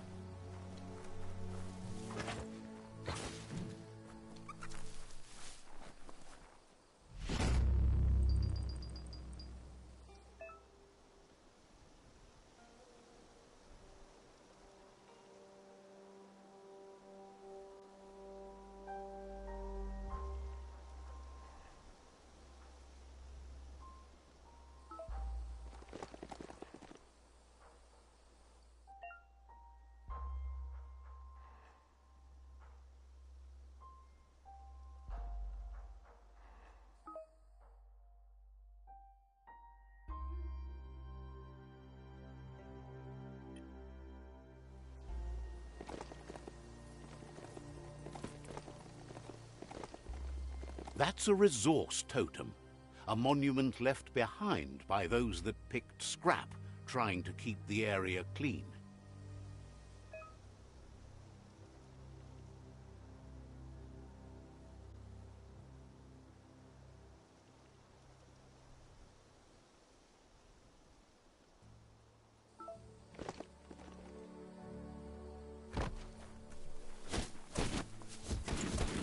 Looks like some solid wood scrap there.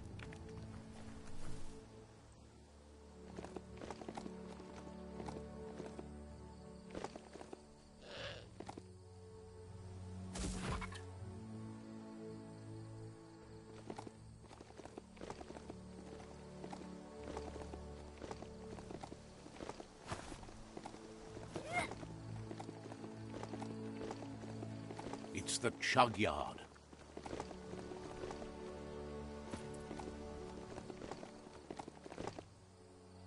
There are places up ahead far worse than this.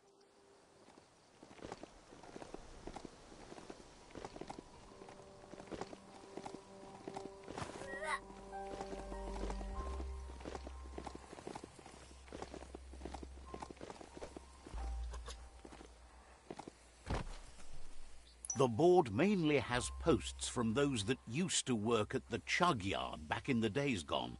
They don't make much sense these days. Not much more to say about the board, but Gizmo is holed up in the underyard here working on that Mekton of his. The Toxanol Corporation used to run chugger-chuggers out of here. They can carry you anywhere you like, well, anywhere that they go to, and then you can leg it from there. You're on the right track. Keep your eyes open.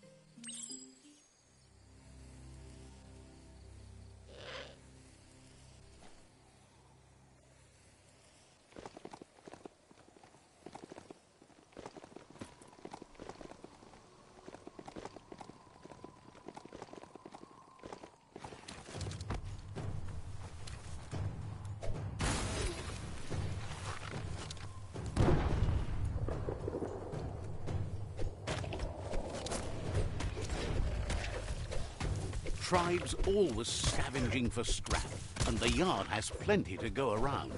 But they should have stuck to looting instead of playing around with sprockets.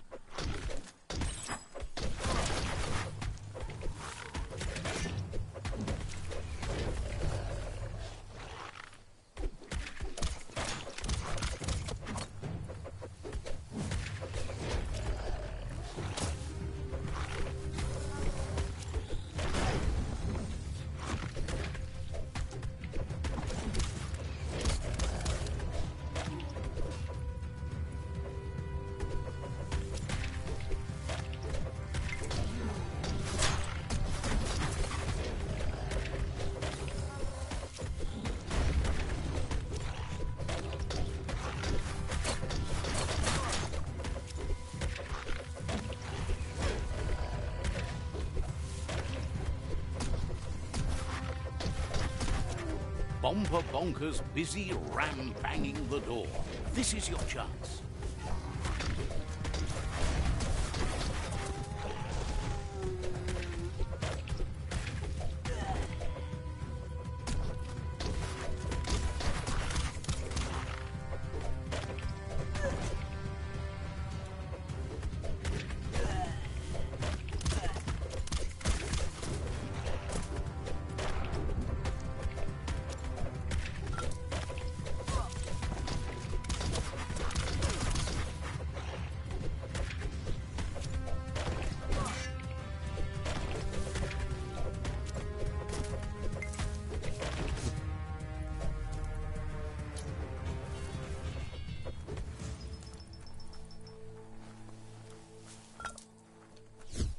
Better get a move on if you want to change things.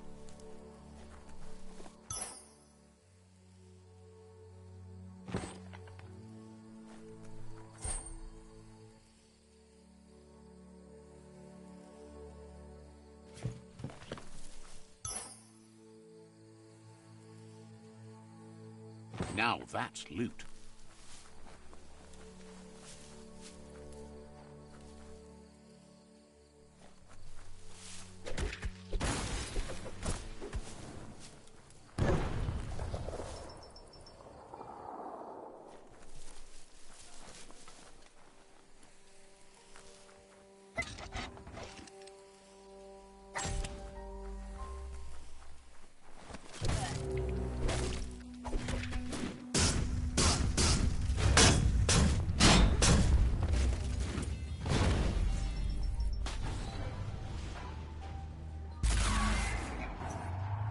Yes, you can do anything. The sky's the limit.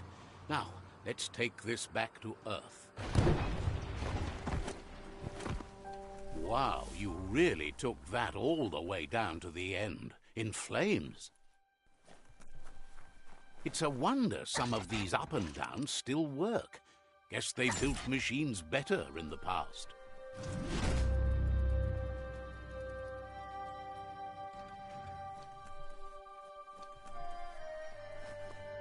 The spent nuclear fuel that Toxanol dumped in the surf had detrimental effects on the marine habitats, while the overflowing landfills contaminated the groundwater. Combined, this sent their world hurtling on an inevitable road to ruin.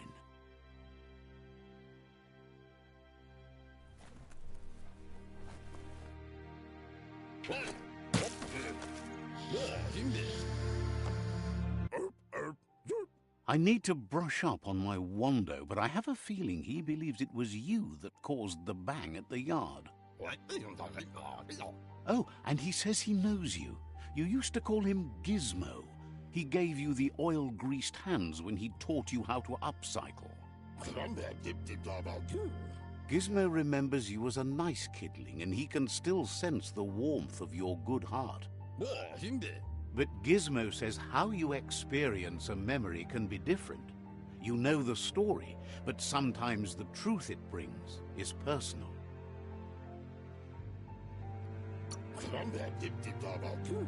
He hopes you remember that one time he taught you to upcycle, and hopes you've had some use for it over the years.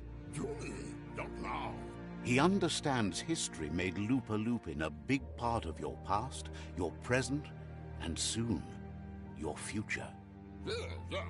You still believe there's some good in everyone.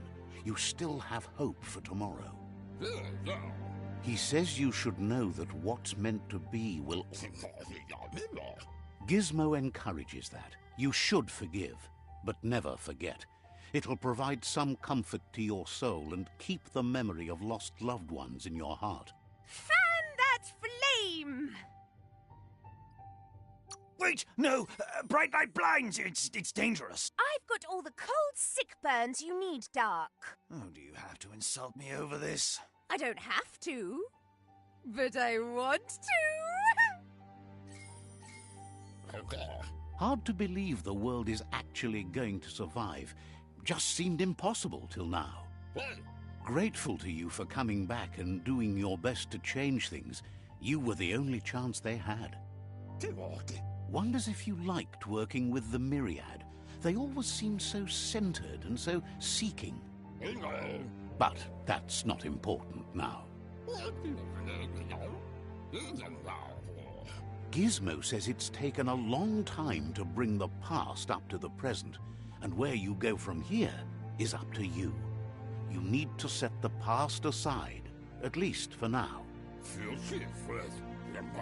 He can't leave the Underyard as he has no protection against the vacuum in the dead zone, so you need to salvage scrap to upcycle the Mekton, starting with the old crate outside. You should return when you've retrieved the scrap. There's no time to waste if you want to make the Mekton strong enough to fight the Jumbo Puff. It's the part of the land that suffered most from the apocalypse. It's deprived of oxygen, making it next to impossible for anything but creatures that were most contorted by the contamination.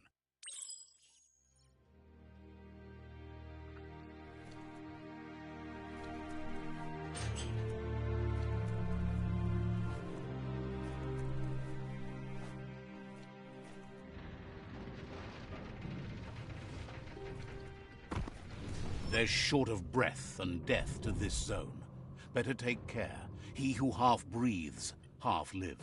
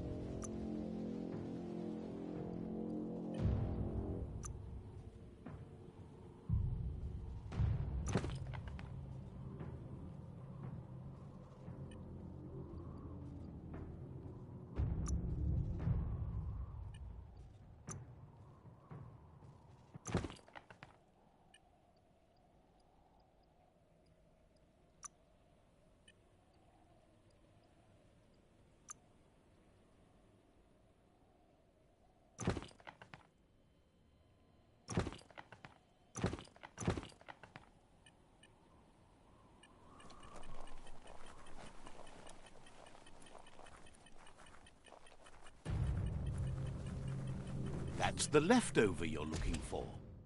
The underworld is like a whole new frontier.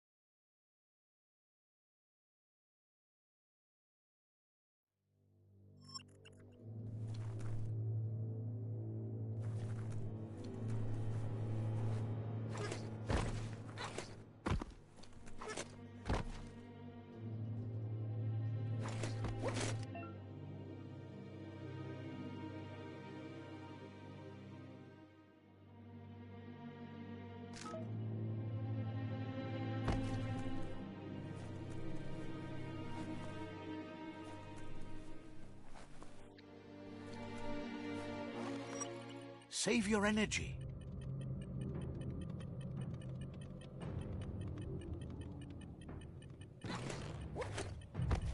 Gross. This place stinks.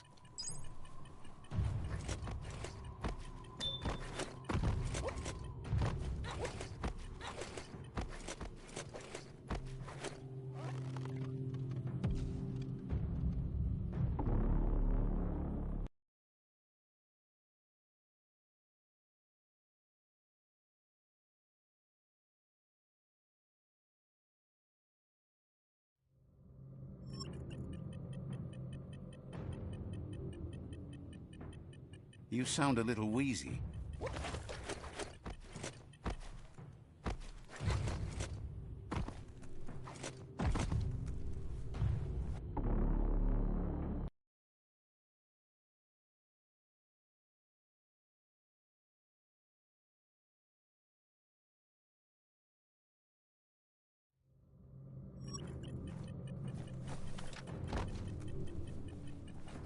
Your ears just pooped.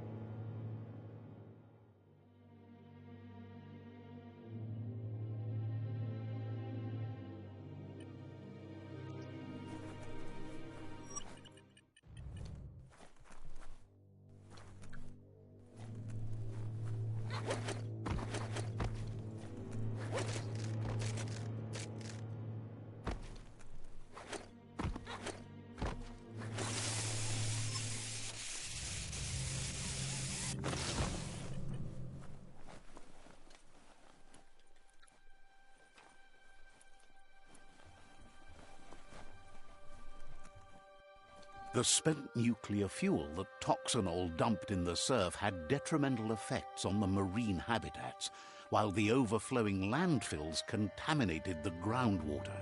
Combined, this sent their world hurtling on an inevitable road to ruin.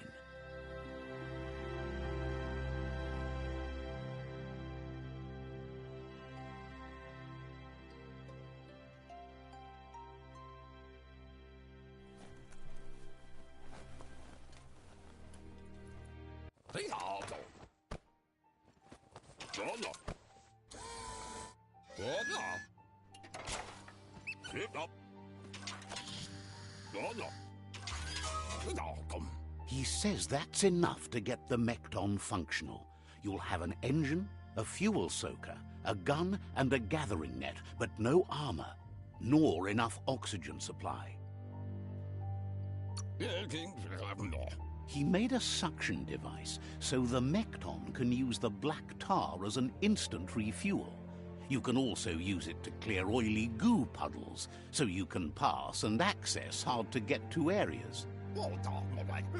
He's been working on another project for the Mekton, a cannon, but it needs ammunition, and by that he means the scripts. He says if they're trained right, they'll turn into a distraction for the Jumbo Puff. The best way to find scripts is to go talk to Moog. He knows the ins and outs of every breathing thing left alive after the apocalypse. Unfortunately, this means you'll have to venture farther out into the dead zone than Moog's camp on the steep depot. Once you find Moog, he'll be able to give you directions to where you'll find Scripps.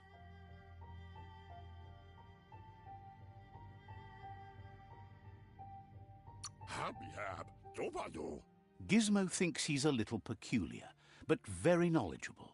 He has the ins and outs of all monster and creature whereabouts.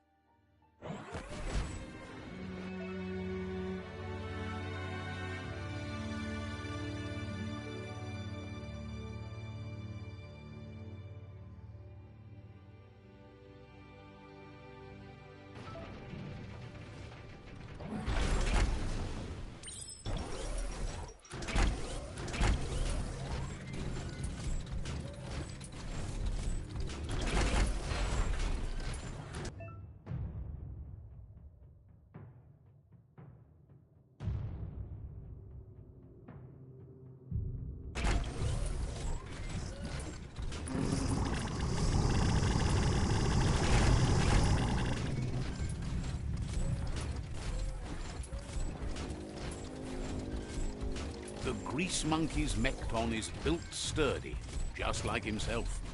Can you imagine how this place used to look before the dead oil flood? How many days like this do you think the world has left?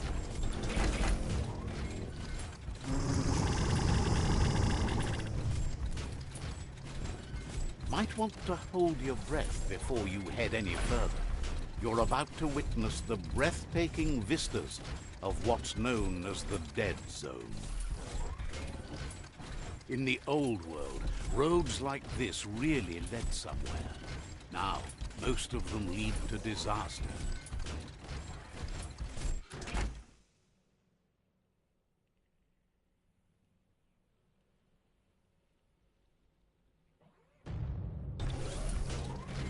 That over there is Steepo Deepo, the cliffside that Moon hangs on to.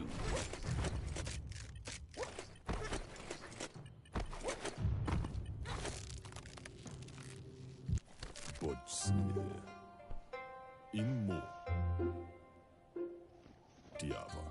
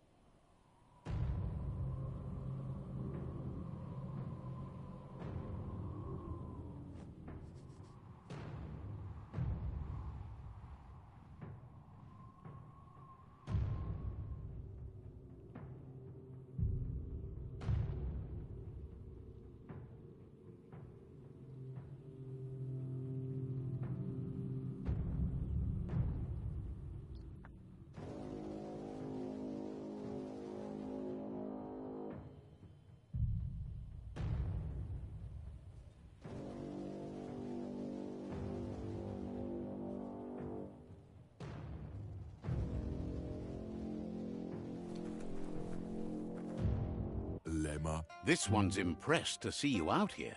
He figured you'd be dead by now. Not many are as tough and clever as you must be.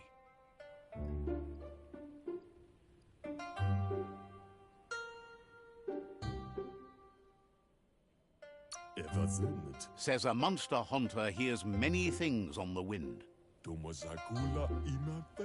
Moog says that all your power doesn't do you a bit of good if you're not willing to pull the trigger when the time comes. Choosing what to kill and what to spare are the most important decisions you'll make. Dana untiza fela. You might have a steady aim, but you need to be sure that you pick your targets with care. Muntea mastula. It's hard to make those life or death decisions for others, but someone's got to do it. Otherwise, they'll do it themselves, and Mansela fun. when it comes to monsters, he mostly picks who dies. Says it's wild that the world seems to be coming back, but he supposes that means more monsters for him to shoot. Wonders why you work so hard to keep things alive. Bullets help thin the herd instead. Says you should give up on working with the stubborn myriad. He keeps trying to put out their lights and they keep putting up new ones. Says they keep the monsters away. He needs them closer, not farther.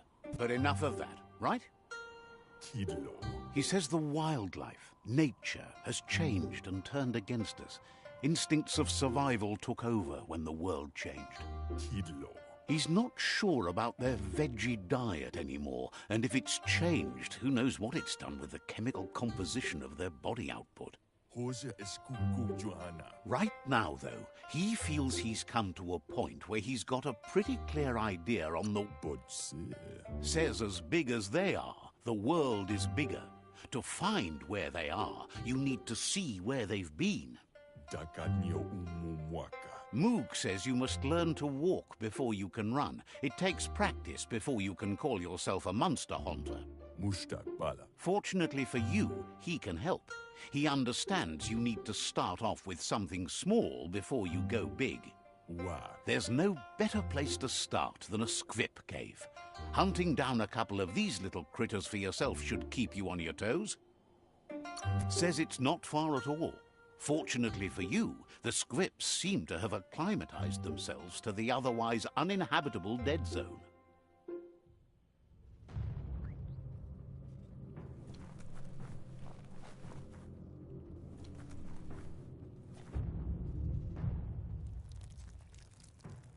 Let's see.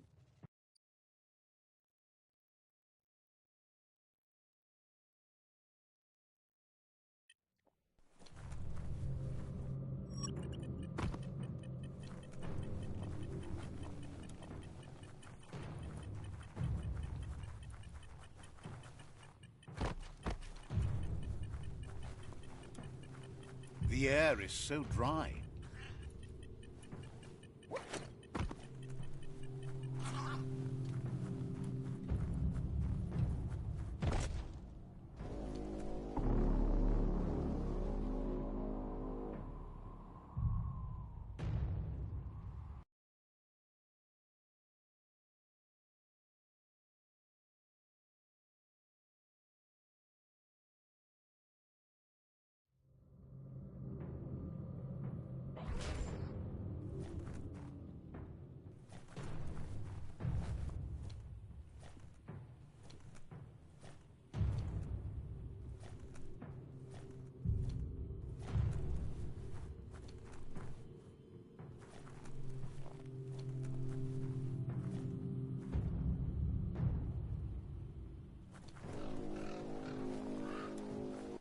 Moog says you should go hunt for squips in the cave he gave you directions to.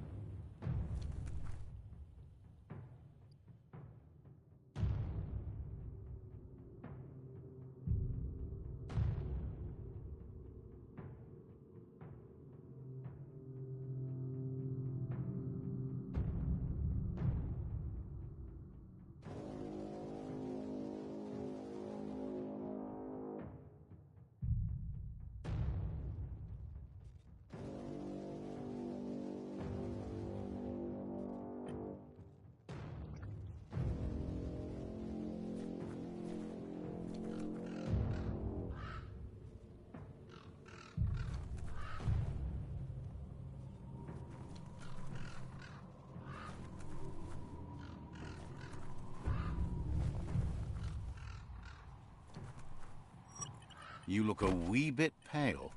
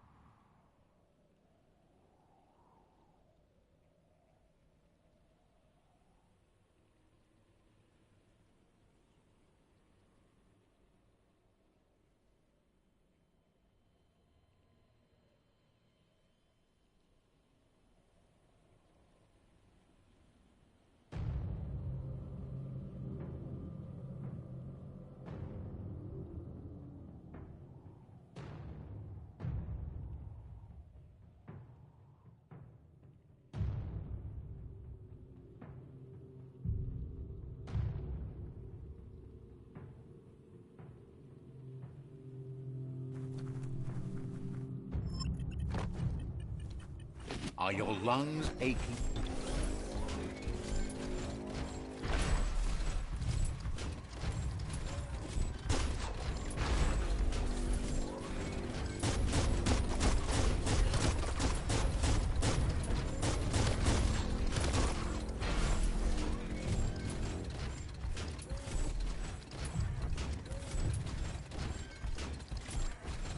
Wait, it's the script hole-up.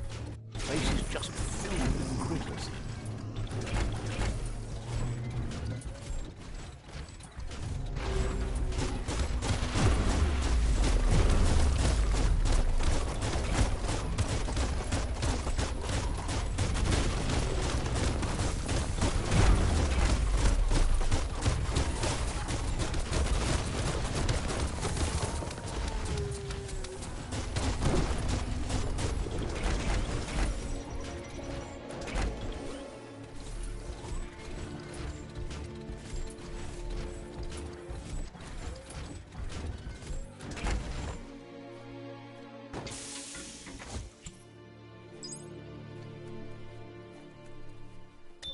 Need the right key.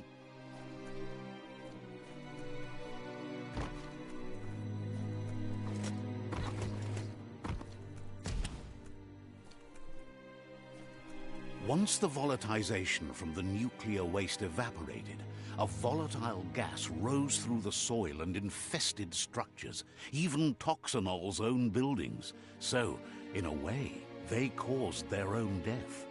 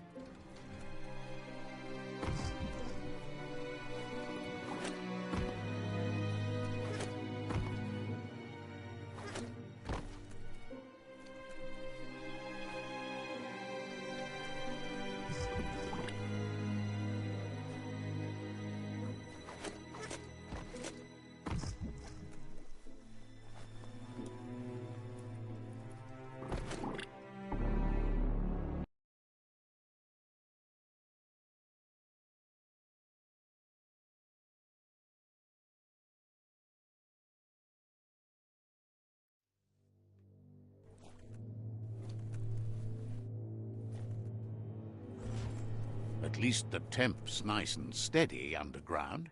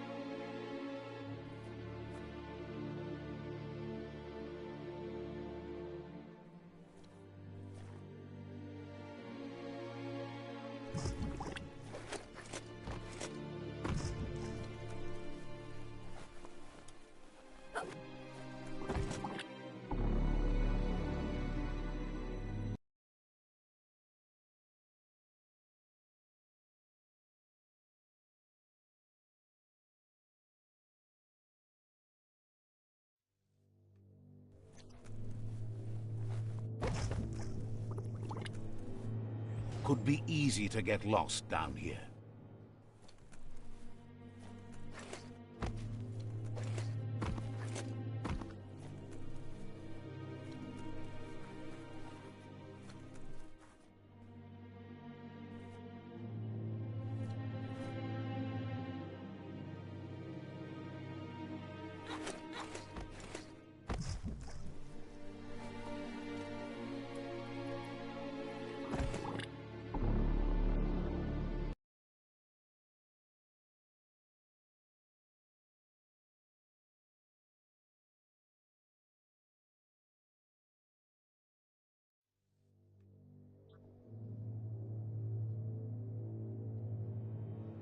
It's easy to lose track of time down here.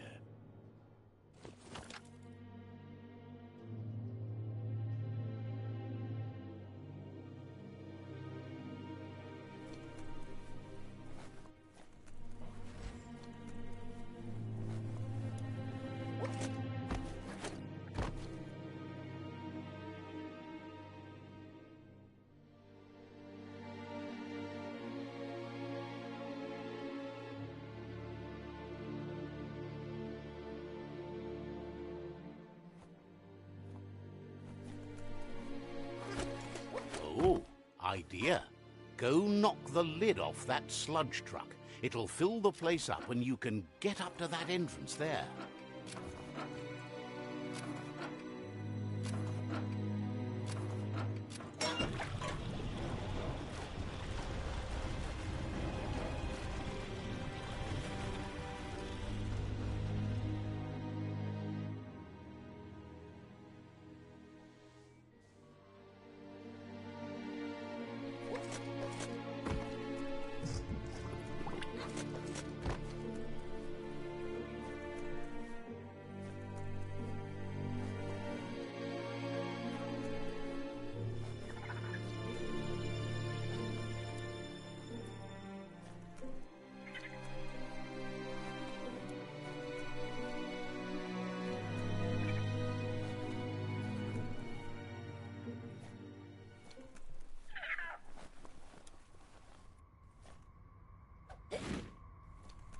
What to do with this critter?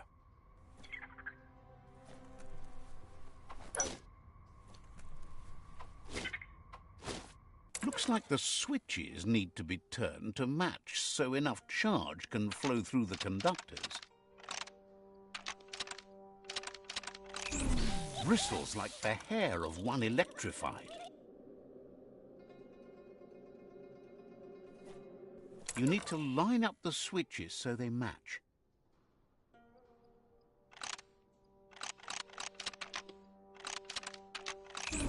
Bristles like the hair of one electrified. You need to line up the switches so they match.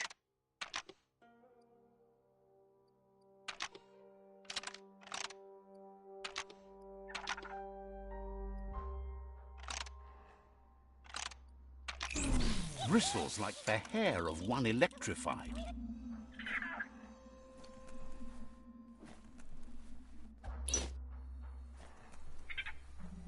Legs won't help it now.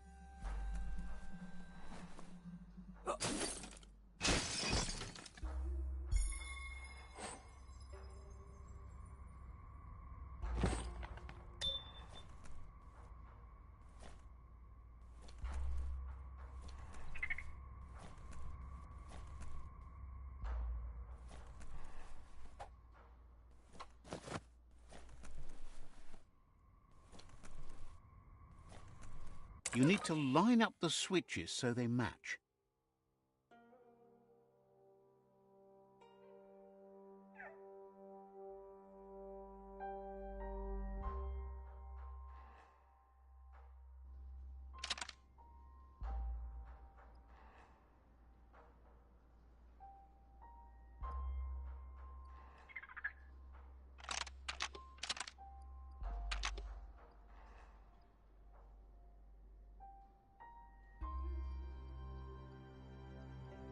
Bristles like the hair of one electrified. You need to line up the switches so they match.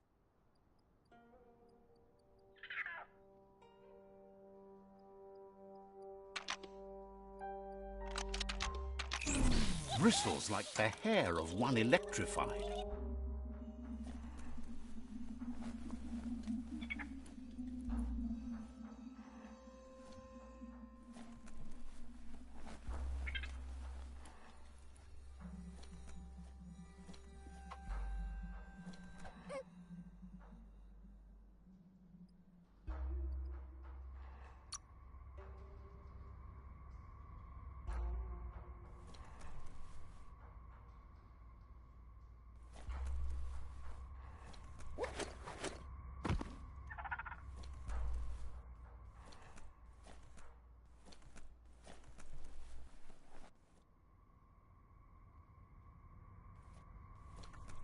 You need to line up the switches so they match.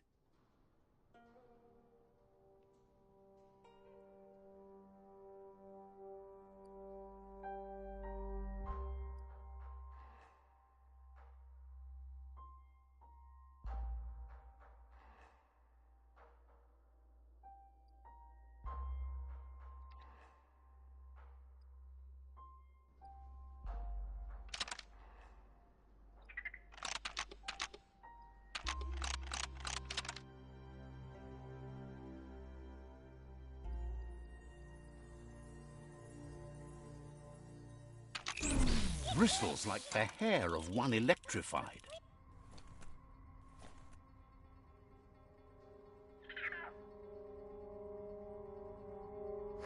You need to line up the switches so they match.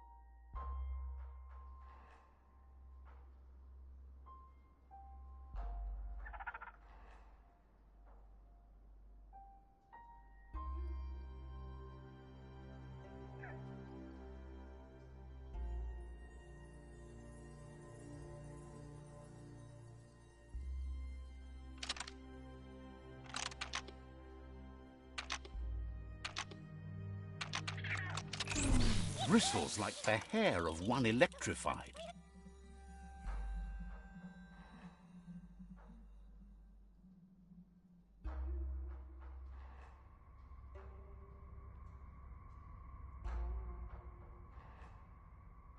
You need to line up the switches so they match.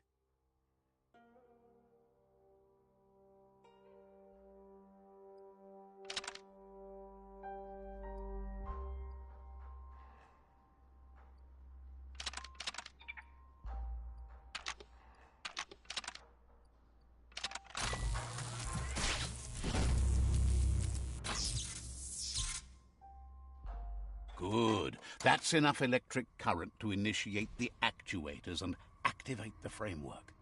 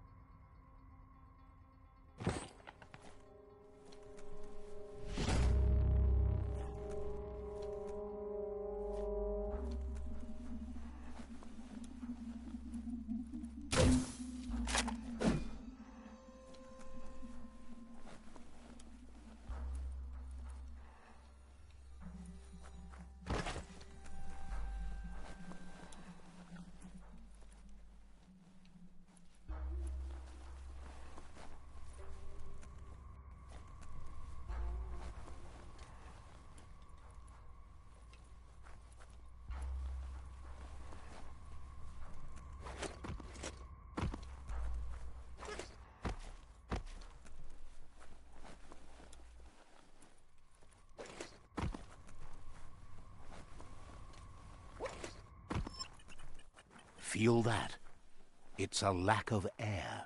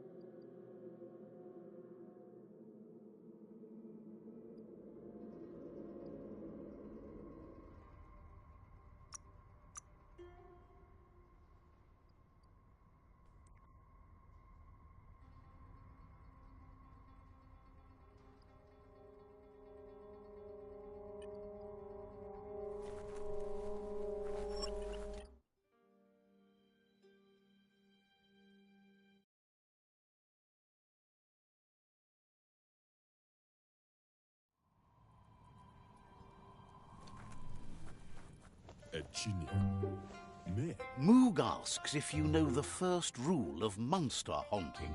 It's to go where the monsters are. To haunt, you must know the grounds of your prey. Few monsters warrant the fear we have for them, and you don't look like someone that's easily scared. You could help him out. Start with one monster and take it from there. Spot its tracks and report back. Also, bring back any poo you find. His friend Boom has a nose, and a use for that.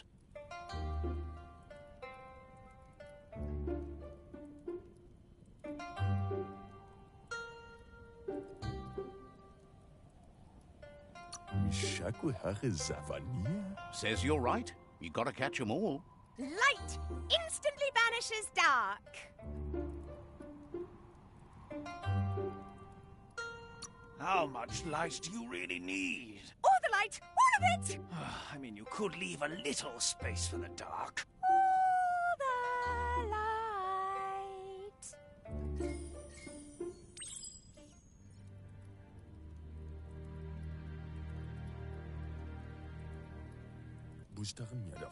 He didn't expect you to be back so soon. Thankful that you and the Lotus tribe are different, for that's exactly what creates the dynamics called life. Wonders if Wizzy's octopod can crack them. Says you'll meet again. He didn't expect you to be back so soon. Mook says he needs you to locate the next monster, put it in place, and return to confirm its position. He didn't expect you to be back so soon.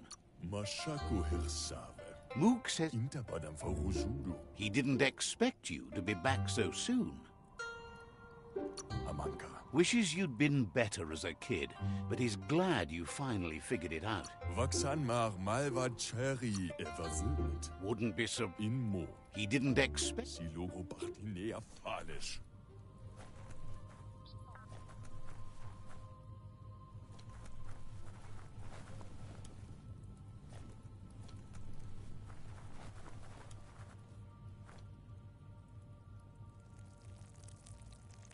Let's see.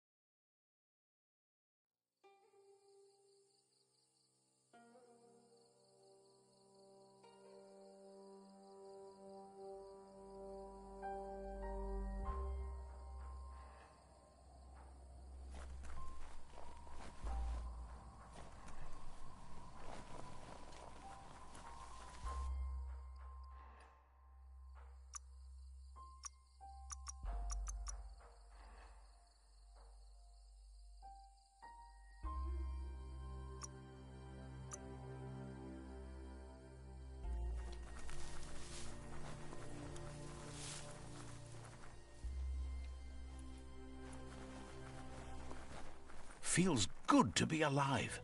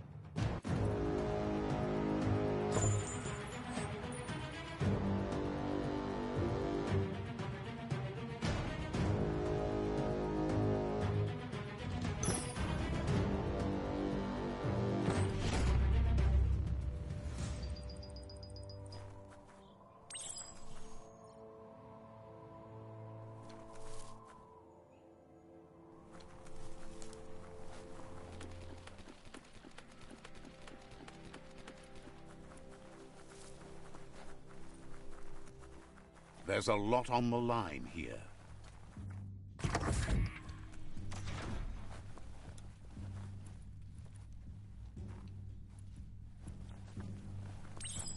A key for every lock.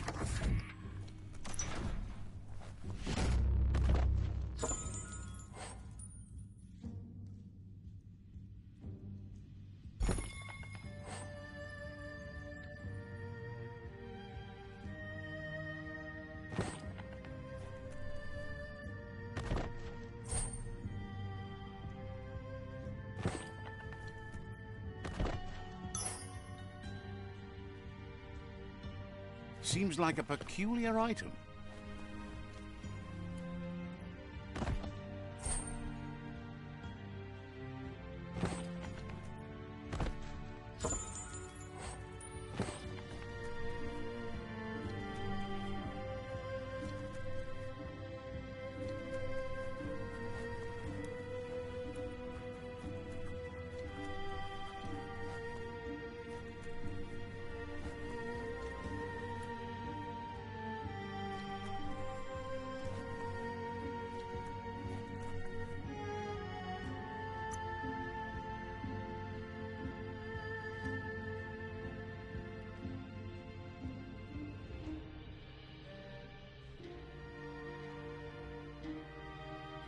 Fast like a snake.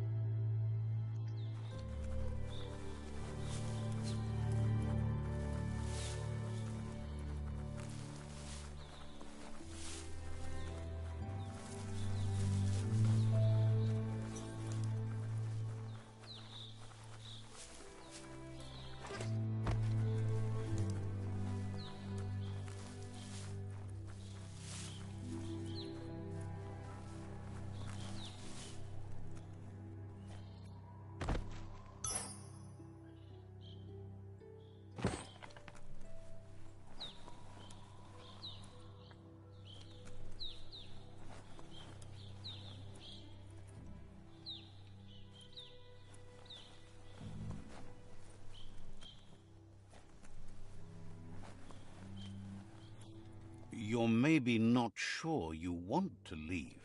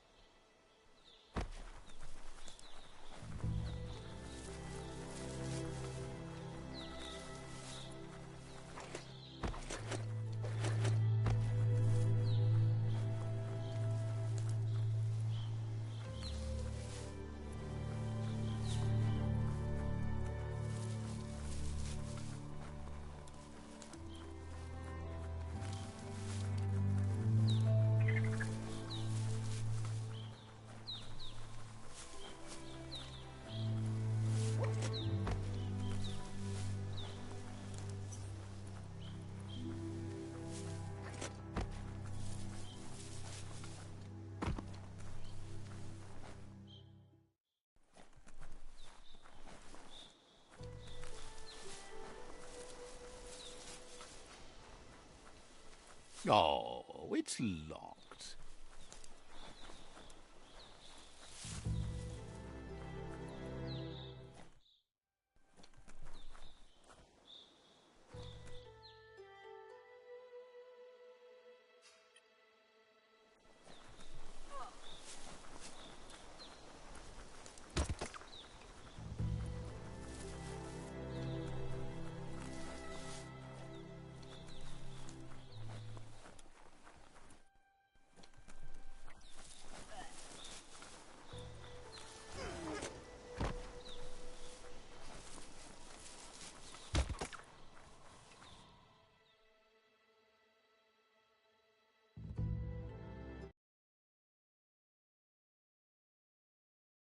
failed a chugger-chugger. Now it's just off track. This story is as powerful as you'll let it be.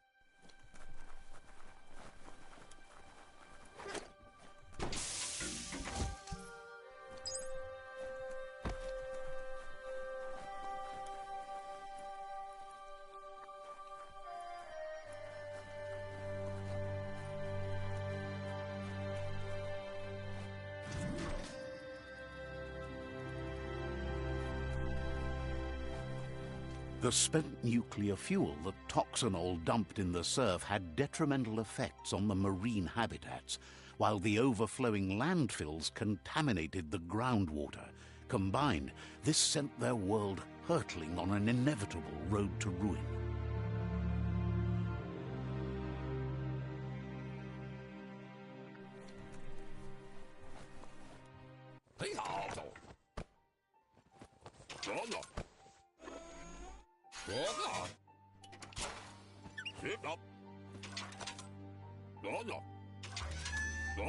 He says that's enough squips to sustain the Mekton's claw crane cannon with infinite ammunition. Well done.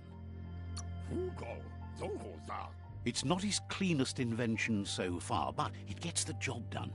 Use it to suck up gooey oil puddles in the Mekton's way so you can pass. Gizmo's made vehicles before to confront the Jumbo Puff himself, but failed. But this time, it's different. The Mekton will be strong enough to do the job.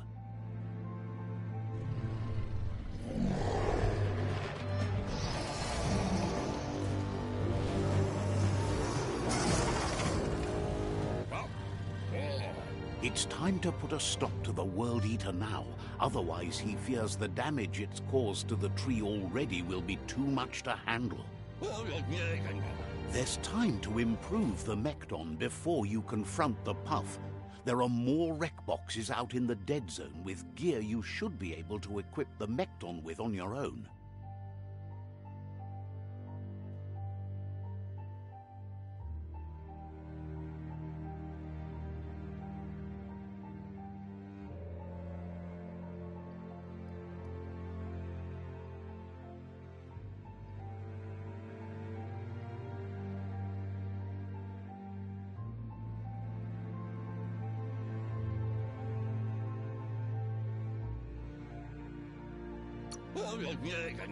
He got the idea to build the Mekton when he found a big crate containing the metal frame for something Toxanol had named an exoskeleton.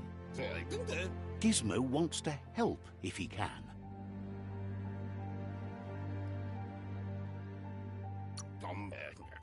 Says a savior wouldn't bother with saving the unsavable. Says you'll meet again. Gizmo wants to help if he can.